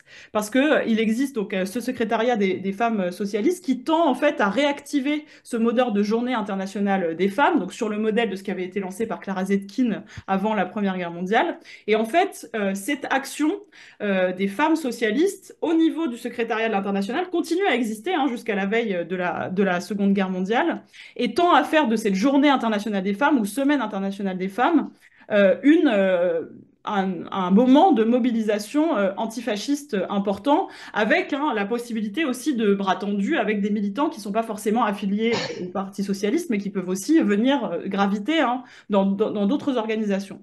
Donc ce qu'on voit aussi quand on regarde ces initiatives par en bas, c'est qu'elles vont donc bien sûr là les relations sont brisées entre l'international socialiste et l'international communiste, définitivement surtout avec le début de la Grande Terreur, des procès, de l'antitrotskisme, etc. Donc là, finalement, comment dire, les positions droitières qui s'étaient exprimées au sein de l'IOS, elles retrouvent une forme de légitimité à mesure qu'il y a cette répression politique hein, venue du monde soviétique. Et donc, les relations sont brisées en haut, mais elles continuent finalement, enfin, les formes de solidarité continuent à s'organiser par en bas. Et ce que j'ai vu, hein, c'est que pour la SFIO, il faudrait vraiment élargir l'étude. Hein. Moi, j'ai juste vu ça du côté du socialisme français. C'est que les femmes socialistes elles vont, elles vont appliquer pour le coup les mots d'ordre du secrétariat international des femmes et elles vont justement mener ces actions de solidarité. Donc ça va être l'aide aux enfants, ça peut être aussi l'apport de matériel, de vêtements, etc. Donc de ce point de vue, c'est certes un affaiblissement des mots d'ordre politiques, mais c'est des formes d'organisation qui marquent un esprit quand même de Front populaire qui se maintient jusqu'à la veille de la Seconde Guerre mondiale. Veux dire une question qui est posée à nouveau D'accord? par Gérard Leydé, qui concerne euh, ce qu'il appelle n'y a-t-il pas un angle mort autour des dirigeants ou militants qui continuent à s'opposer au sein des internationales et des partis nationaux à la nouvelle stratégie de Front populaire? Sont-ils repérés et étudiés ou bien l'hégémonie d'adhésion au Front populaire est telle qu'ils deviennent invisibles? Donc il pose la question du degré d'adhésion à la nouvelle ligne. Est-ce qu'il y a une opposition ou pas? Euh, voilà, bon, je la pose, je te redonne la parole, Serge. Bon, alors moi, ce que je voulais vous présenter maintenant, pour l'année 36, 36 à 39, c'est comment finalement l'internationale communiste qui a joué un rôle réel à un moment donné d'initiateur ou de généralisation du mot d'ordre à l'échelle internationale. Il est vrai que la portée du mot d'ordre peut-être se fait davantage sentir hors d'Europe qu'en Europe même, pour les raisons que Adeline a présentées, et sur l'Europe, et sur les États-Unis, et sur l'Europe, l'Amérique latine, y compris dans le monde colonial, les mots d'ordre de Front populaire ont des impacts sur lesquels je ne vais pas entrer ici. Mais ce qui m'intéresse, c'est plutôt de voir comment les ombres que j'avais signalées dans le ralliement de l'internationale communiste, non pas au front unique, mais à la conception de front populaire, va finalement euh, avoir des effets concrets sur la manière dont l'internationale communiste conduit en quelque sorte ces relations avec les partis communistes d'un côté, et deuxièmement, le phénomène de l'effacement. Alors ça, c'est très intéressant en histoire comparée ou en histoire connectée. On a un phénomène un peu parallèle, c'est-à-dire que le Front populaire, à l'échelle mondiale, c'est aussi le tombeau de l'internationale communiste. C'est-à-dire que l'internationale communiste va s'estomper, va voir progressivement son rôle disparaître au profit de l'URSS et de la diplomatie soviétique de façon beaucoup plus flagrante qu'avant. Alors, une chose qu'il faut rappeler, c'est que lors du 7e congrès, une partie des structures de direction du Comintern sont officiellement dissoutes. C'est-à-dire tous les systèmes de bureaux régionaux, de coordination, de commissions nationales, interrégionales, tout ça, et est affirmé l'autonomie nationale des partis communistes. En réalité, derrière cette affirmation, il y a la mise en place de grands secrétariats mondiaux qui, par continent, vont contrôler les partis communistes, mais de manière beaucoup plus directe entre la direction de l'internationale communiste, la direction du PCUS et les différents partis. On s'achemine vers ce qu'on pourrait appeler, non pas une dislocation, mais un effacement progressif des structures de l'internationale communiste, puisqu'il n'y aura plus de réunions plénières, c'est fini, il n'y aura plus jamais de réunions plénières. Il y a un comité exécutif qui se réunit de temps en temps, et ce qui devient le rôle, la direction opérationnelle, c'est le secrétariat et le bureau de l'internationale communiste. Et alors, derrière ça, on va voir un certain nombre de phénomènes euh, assez bien connus, mais qu'on peut réinterpréter à la lumière de ce que je viens de dire.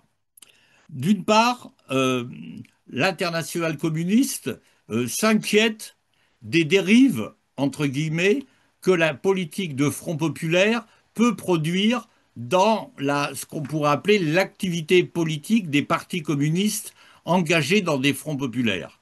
Alors le plus connu pour ça, c'est la France, puisque la France, euh, concernant la France, c'est la direction de l'Internationale communiste. Il n'y a pas de session ouverte. C'est le comité exécutif, le secrétariat, Manwilski, Dimitrov et un Français qui participe, qui s'appelle André Marty, qui, en quelque sorte, accompagne le Parti communiste français en lui interdisant toute perspective de participation ministérielle. Ils le font dès l'automne 35, ils le réactivent au printemps 36. Et la justification, c'est de dire que le Parti communiste français est trop faible dans une alliance où il serait minoritaire, et d'autre part, qu'il n'y a pas de mouvement social révolutionnaire qui pourrait soutenir son action. Or, la réalité du mouvement du Front populaire en 1936, c'est exactement l'inverse. C'est-à-dire qu'il y a des grèves, il y a des mouvements sociaux, il y a une dynamique du Parti communiste en croissance, on le sait. Mais toujours est-il qu'il faudra attendre 1937, dans un autre contexte, pour l'Internationale communiste accepte l'idée que des communistes peuvent aller au gouvernement. Mais comme l'histoire ne repasse pas les plats, c'est lors du dernier projet Léon Blum, quand Léon Blum va démissionner face au Sénat, puis encore en 1938, quand Maurice Thorez propose à Léon Blum de participer à un grand gouvernement d'union nationale allant des communistes jusqu'aux patriotes, entre guillemets, euh, l'internationale communiste laisse faire, mais marque ses doutes. Deuxième exemple, c'est un exemple moins connu, mais qui est vraiment central, c'est à l'égard de la Chine. À l'égard de la Chine, le représentant chinois qui était au congrès de l'Internationale communiste, qui s'appelle Wang Ming, retourne en Chine et va en quelque sorte prêcher la bonne parole sur le Front populaire. Le Parti communiste chinois met en œuvre un front populaire d'un type particulier qui est le Front patriotique anti-japonais. Mais Wang Ming est porteur d'une conception du Front populaire. D'ailleurs, c'est emblématique, c'est vraiment... Il dit, voilà, il faut prendre modèle sur ce qui se passe en France. C'est-à-dire, comme le PCF l'a fait, une grande alliance, et une grande alliance où le PCF joue un rôle moteur, mais donne sa place aux alliés du Front populaire et ne prétend pas, en quelque sorte, diriger le Front populaire, parce que la situation n'est pas révolutionnaire. Et évidemment, il y a eu un affrontement majeur entre Wang Ming et Mao Tse-tung, et Chou En-lai surtout, qui défendent une autre ligne.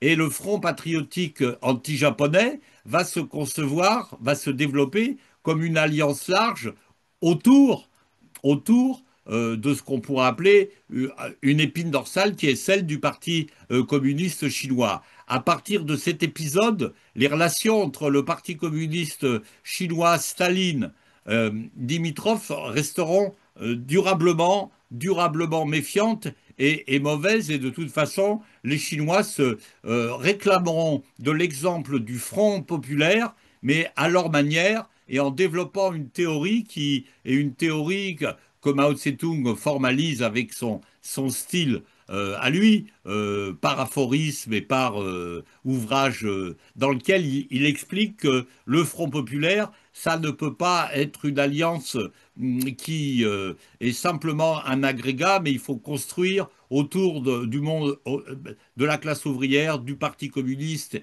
et de la lutte anti-patriotique, anti-japonaise, un concept de Front populaire patriotique. Et troisième exemple des difficultés de l'internationale communiste à se faire entendre ou ses réticences, c'est à propos de l'Espagne. L'engagement communiste est considérable. Les thèses de Sill et d'autres montrent que ce n'est pas que français, c'est vraiment européen. C'est un mouvement qui est extraordinaire de mobilisation antifasciste et qui part du bas pour largement des militants, des sections, etc. Sauf que ce n'est pas l'internationale communiste qui l'organise. L'internationale communiste et Staline délèguent au PCF la charge d'organiser les brigades internationales. Et c'est André Marty qui a cette charge. Et c'est en France qu'on fait le recrutement des brigades internationales. Et les brigades internationales vont en Espagne euh, sous l'autorité, le contrôle officiellement du Parti communiste français avec le Parti communiste espagnol pour former des brigades qui vont progressivement s'intégrer à l'armée républicaine espagnole. On a en quelque sorte un modèle qui est complètement, non pas improvisé, mais qui n'avait pas été prévu dans les schémas anciens de l'internationale communiste et où l'internationale communiste s'efface. En Espagne, c'est la diplomatie soviétique, les représentants du gouvernement soviétique qui jouent un rôle beaucoup plus important que les dirigeants de l'international. Il y a des représentants de l'international, Ercole Isra, Codovilla ou d'autres, mais ils jouent un rôle d'experts, d'observateurs, de conseillers, mais il n'y a pas de structure de l'international.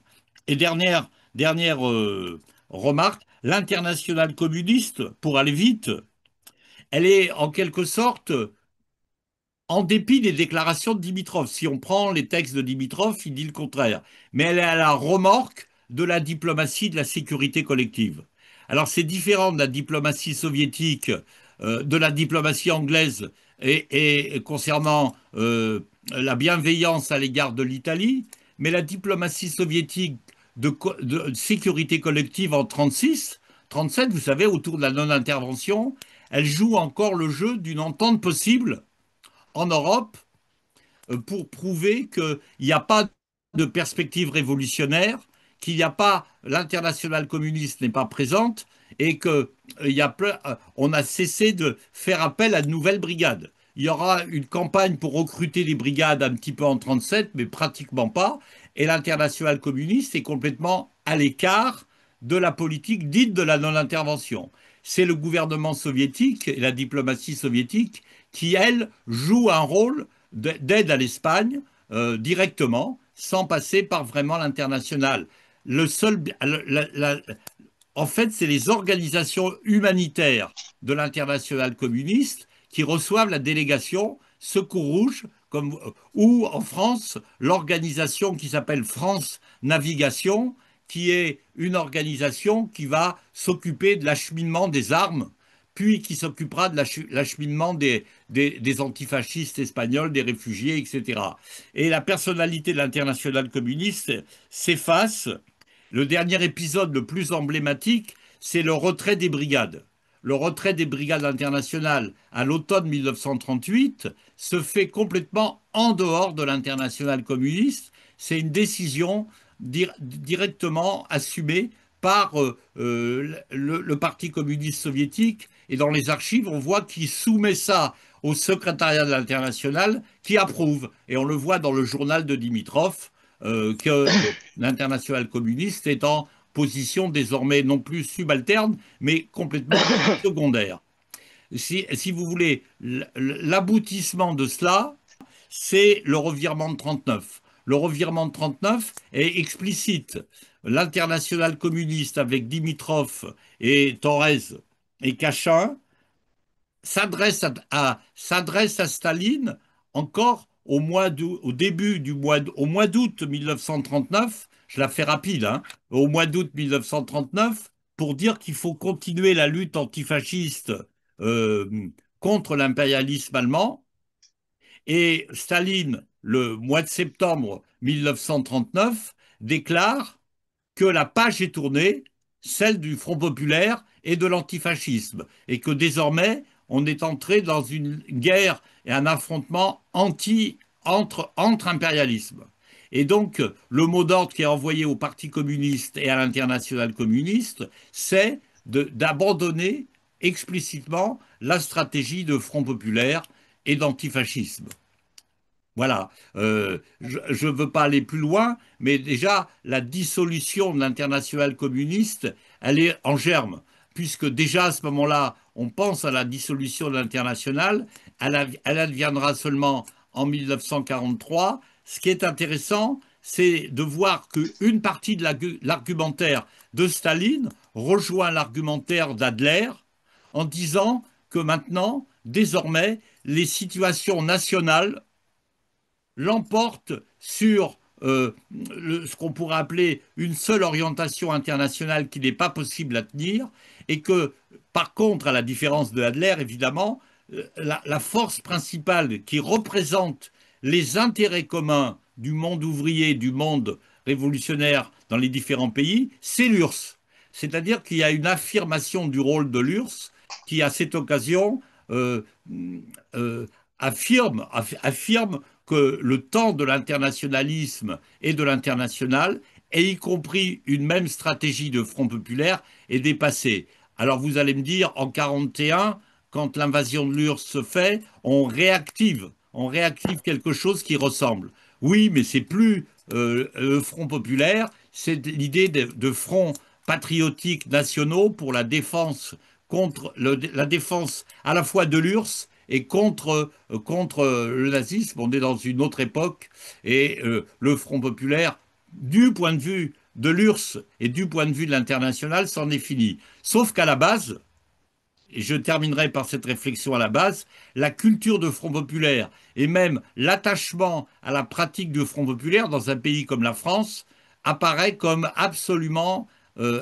non seulement essentiel, mais dans les mémoires, dans les archives, on voit bien que, d'ailleurs, dans la mémoire collective, quand vous interrogez des militants sur la période, ils se souviennent du pacte germano-soviétique, mais ils ne se souviennent pas du tout de l'abandon de la ligne de Front populaire. Pour eux, la ligne de Front populaire n'a jamais été abandonnée et la résistance va l'incarner à nouveau.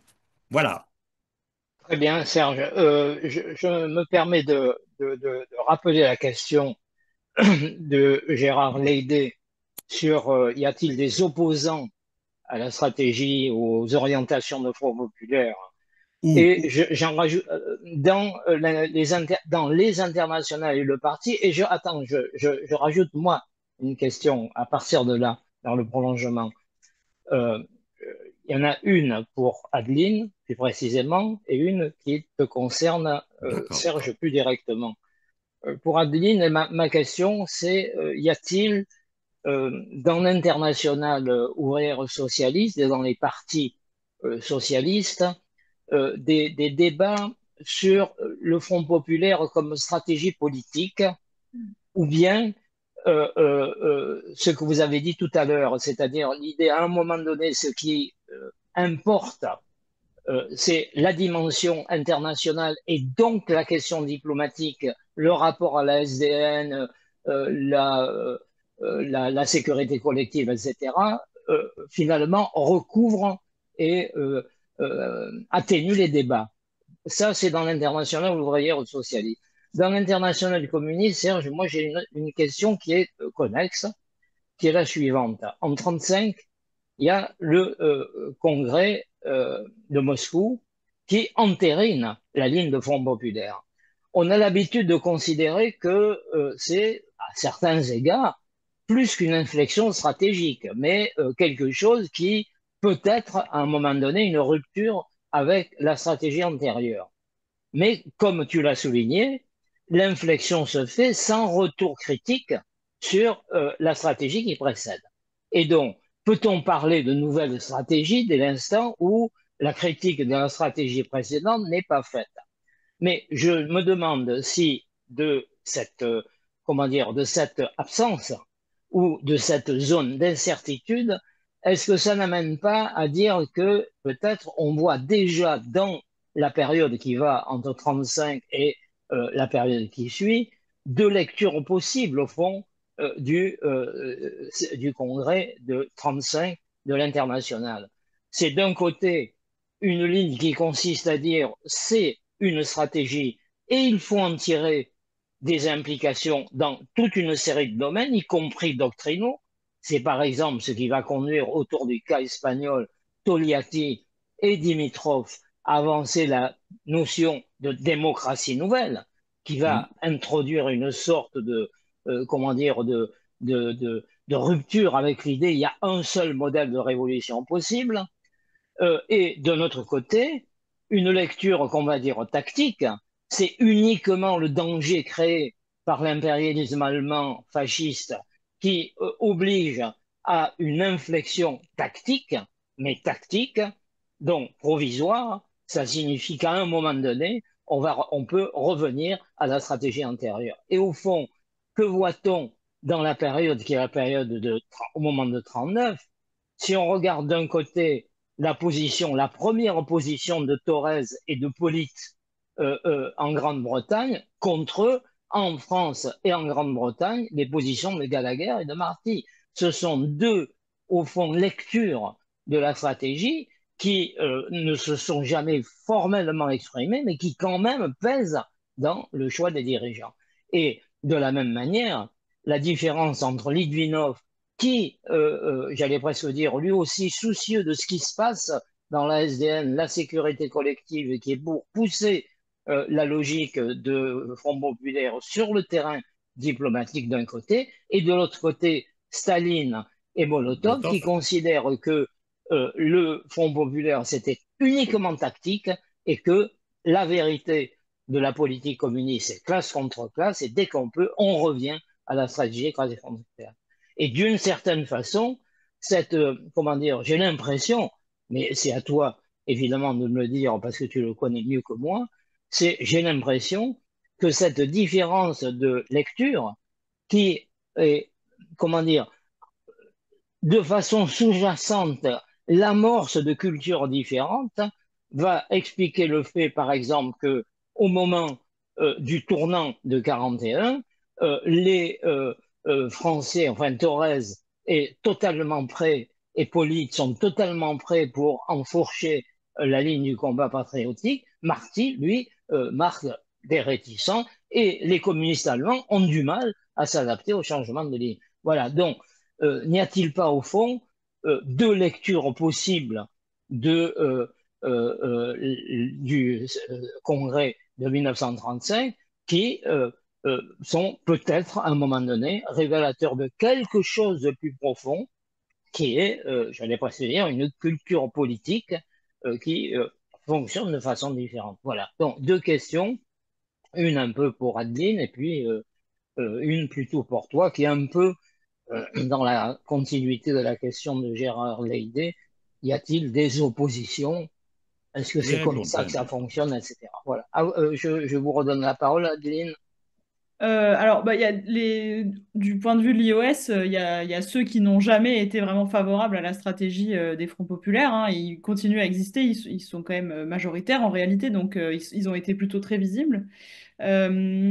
Concernant la question de la stratégie, enfin, c'est-à-dire la réflexion des socialistes sur les fronts populaires, est-ce que ça doit entraîner une modification de la ligne durable ou est-ce que finalement c'est conçu comme une stratégie temporaire? Bah, finalement, ce qu'on voit même, en tout cas si on prend le cas français, c'est que bah, le choix, bon, il y a tout un débat là-dessus, on va pas entrer dans ce débat, mais le choix finalement de la non-intervention en Espagne par le gouvernement Blum, c'est aussi une forme de renationalisation et d'échec au fond de la stratégie de Front populaire par un de ceux qui avait été, alors au début il était plutôt centriste puis favorable au Front populaire, donc par un de ceux qui avait été quand même une des grandes figures de ce mot d'ordre.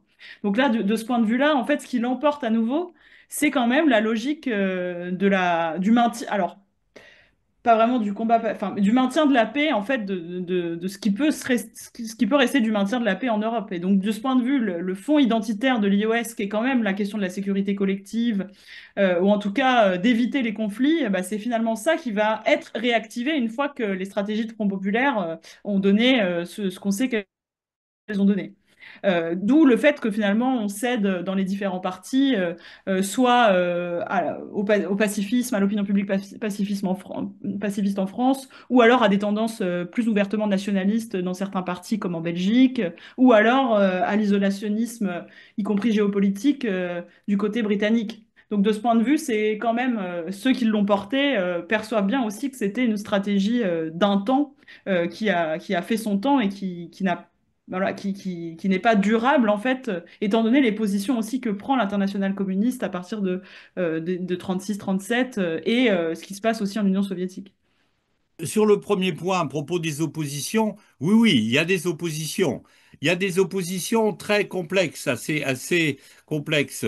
Dans le parti, dans l'international communiste, il y a un certain nombre de ceux qu'on a appelés les vieux bolcheviks, et qui étaient d'ailleurs sinon des opposants, mais qui avaient des réticences à l'égard de Staline en 1935, qui sont méfiants à l'égard de cette ligne. Et des personnages importants, aussi bien Piatnitsky que Bela Kun ou quelques autres qui étaient des vieux dirigeants, enfin des anciens et durables dirigeants de l'internationale communiste, et ils vont disparaître dans la tourmente de la répression. J'ai pas évoqué la répression qui touche l'internationale communiste. Tout à l'heure, en 37-38, il y a un nombre considérable et de dirigeants communistes de l'internationale et de partis communistes, comme le Parti communiste polonais, et comme un certain nombre d'opposants à la direction du Parti communiste allemand sur des bases de gauche ou d'extrême gauche, comme Neumann ou d'autres, qui, réfugiés en URSS, ont été liquidés par les soviétiques. Hein.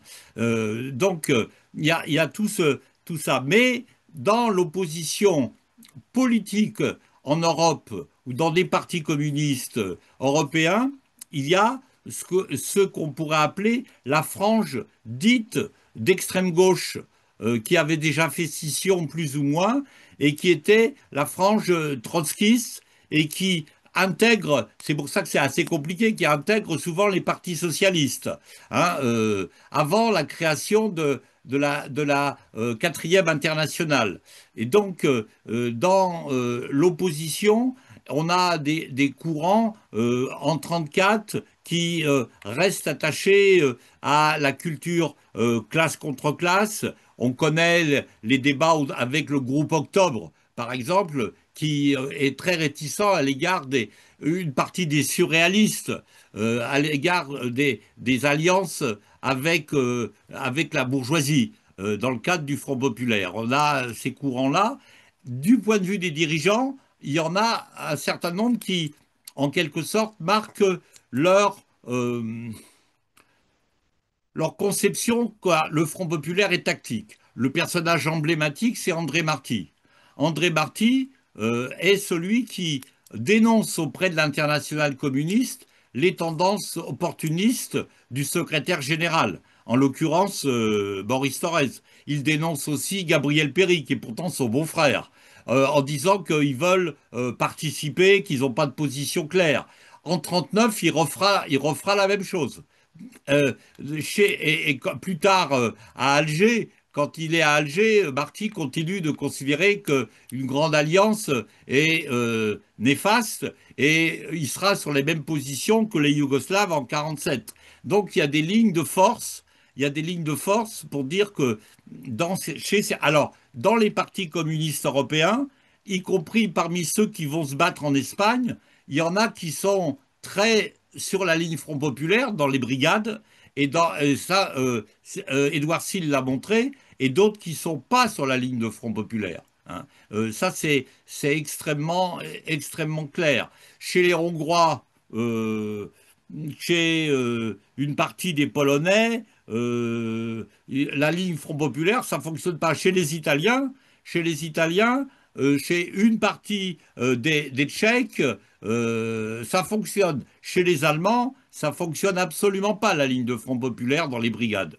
Hein, on est là aussi devant des cultures politiques nationales qu'on retrouve dans un mouvement international comme celui des brigades, et qui montrent que d'une certaine façon, il y a une approche qui est l'approche souvent uniquement tactique chez ceux qui sont opposés. Ils acceptent le principe, mais la pratique, non. Et puis, à l'échelle internationale, on a de bons exemples en Amérique latine. En Amérique latine, il y a des endroits où la ligne de Front populaire, pourtant transposée, expliquée, ne passe pas.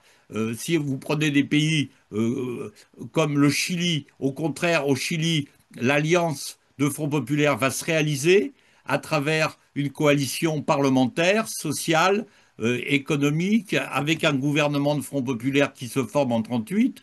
En même temps, au Venezuela, le Parti communiste vénézuélien dénonce, et est lui-même l'objet de répression extrêmement forte des nationalistes. Il y a une rupture extrêmement durable pendant toute la période entre eux. Il faudra attendre la fin de la guerre pour qu'il y ait une sorte de réconciliation.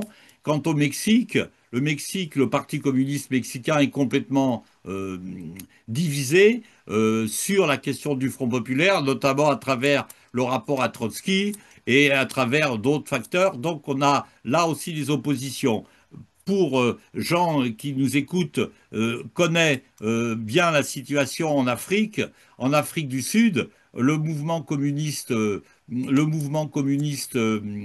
d'Afrique du Sud est tout à fait partagé par rapport à cette question du Front populaire, parce que ça pose les questions du rapport entre les projets, enfin la lutte contre, c'est pas encore l'apartheid officiel, mais enfin la ligne à trouver. Et donc on a dans pas mal d'endroits des réticences. Pour aller vite, et je termine, la dimension tactique du Front populaire, elle est dans les colonies françaises, elle est utilisée par les mouvements patriotiques nationaux, y compris les communistes, pour pouvoir émerger, pour pouvoir profiter de 2 ans, 1 an d'affaiblissement de la répression. C'est le cas en Indochine. C'est le cas en Indochine, mais ça va absolument pas au-delà. Les communistes chinois, quand ils créent le Viet Minh. À ce moment-là, ils créent le Viet Minh sur un modèle qui est assez proche du Front patriotique anti-japonais, sur le Viet Minh comme un mouvement national anti-français. Hein. Voilà. Je ne sais pas si j'ai répondu à ta Oui, oui. question, mais c'est vrai qu'à l'échelle mondiale, l'impact du Front populaire par rapport aux internationales, finalement, on est amené avec les travaux qu'on développe à relativiser le rôle des internationales. En revanche, la culture et l'expérience de Front populaire va percoler, va perdurer et se retrouver dans de nouvelles circonstances historiques. Et c'est ça qu'il y a comme phénomène saisissant. Ça va devenir une sorte de patrimoine politique de référence d'occasion manquée ou d'expérience réussie, qui va en quelque sorte jouer pendant la résistance et après la Seconde Guerre mondiale à différents moments, y compris dans le cas italien qu'on connaît et qui est très différent du cas allemand d'ailleurs. Hein, voilà. Donc mais ça, on a l'impression que le temps des internationales dans cette affaire est finalement aujourd'hui, avec le recul, beaucoup moins important qu'à un moment donné, on l'avait mis en scène. Quoi. Et voilà mon appréciation. Alors, ouais, ben, j'ai répondu à l'aider pour Oui, les oui, oui, oui, oppositions. oui. Hein, bon, Oui, voilà. Serge, je rajoute là sur ce que tu dis sur le poids de la culture de Front Populaire dans le Parti français. Je peux dire de la culture, Oui, c'est-à-dire pas oui. l'idée, stratégie, pas ces termes-là, la culture. C'est au moment de la signature, après la signature du pacte, on sait que Thorez, pendant 1 mois, ne dit rien. Avant de se rallier à la position officielle, parce qu'on ne peut pas avoir raison contre Staline, bien entendu. Mais tu sais que il tenait un cahier des notes, un cahier de notes, hein, une sorte de journal personnel qui était strictement pour lui. Et il y a une page dans lequel, au moment où s'approfondit le tournant d'acceptation de la ligne guerre impérialiste, il écrit oui, guerre impérialiste, mais en note sur son carnet, il rajoute mais Front populaire pas fini. C'est-à-dire au moment où Dimitrov théorise le fait que, accepte de théoriser le fait que le Front populaire est fini, comme l'a dit Staline, Thorez accepte, mais pour lui-même, in petto, en quelque sorte, dans un Ouais. document totalement personnel, il dit mais Front populaire, c'est pas fini. Et ça, c'est fondamental. Par contre, Marty, lui, non seulement accepte le tournant, mais j'allais presque dire, il est immédiatement prêt pour appliquer la ligne guerre impérialiste, fin du Front populaire, etc., etc.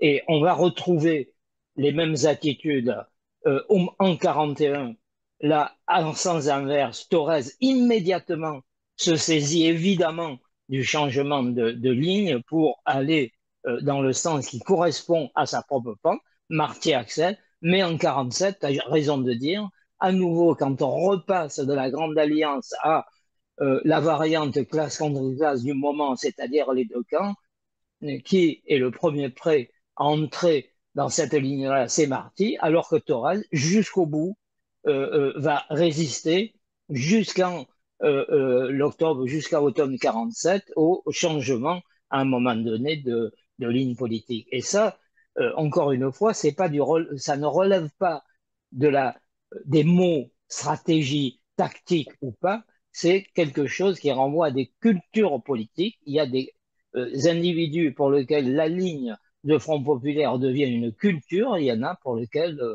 ça n'est pas tout à fait une culture, mais un moment tactique par rapport à d'autres. Donc, tu as tout à fait raison de donner ces précisions. Que faisons-nous?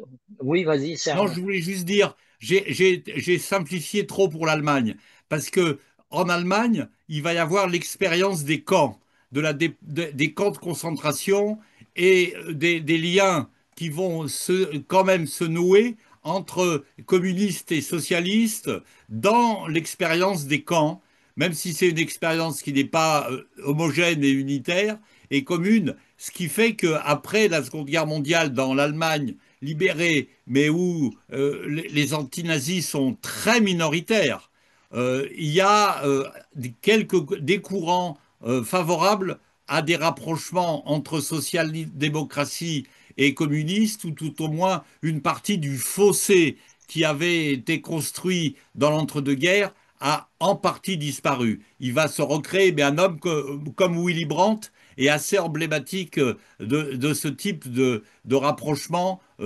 tardif, il y en a d'autres, entre communistes et socialistes en Allemagne. Il s'est passé quelque chose. L'Italie, c'est encore autre chose parce que c'est en Italie, la résistance italienne s'est nourrie de l'expérience Front populaire française pour essayer, quand ils reviennent en Italie et qu'ils font le tournant en 1944, et Togliatti va en quelque sorte se référer, Napolitano, tu le sais, d'autres, en permanence se référer à l'expérience du Front populaire dans le cadre italien.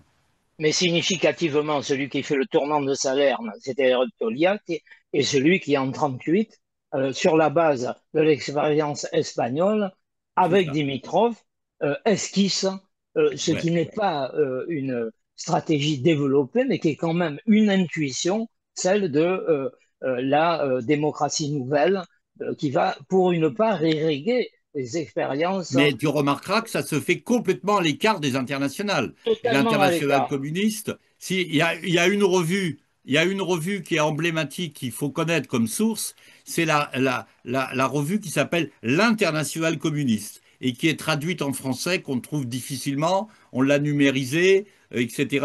Et là, vous voyez la continuité doctrinale que tu as évoquée. Et ça Mais n'apparaît absolument pas. C'est Staline recouvert ne dit complètement. rien. Staline se tait pendant ce temps-là. Staline, Molotov ne disent rien. Oui, oui. Voilà. Ils suivent, ils ne Voilà. disent rien. On vous avait demandé de traiter un sujet qui n'est pas toujours traité, en Non. tout cas insuffisamment traité, qui le sera, je pense, dans l'ouvrage collectif que Serge, tu diriges avec notre ami Jean Vigreux. Redis-moi le titre parce que tu me l'as dit tellement vite que je l'ai Mais oublié. c'est Front populaire et perspective mondiale et internationale. Hein, c'est ça. Magnifique, Voilà. magnifique, voilà. Donc, on vous avait demandé de nous éclairer. Je dois dire que vous fûtes brillants tous les deux. Et donc, c'est sur ces félicitations collectives que je clôt cette séance historique du séminaire de la Fondation Gabriel Péry. Je ne peux m'empêcher de dire que la qualité de notre réunion doit beaucoup au modérateur et à l'animateur. Bien entendu, bien entendu. Mais ça c'est tellement évident que je Mais il n'insiste fallait le pas dire. là-dessus. Merci. Bon, Allez. merci beaucoup, Ciao, Adeline, ciao. de votre contribution Merci et à vous pour à l'invitation. bientôt. À À bientôt. bientôt. Au revoir.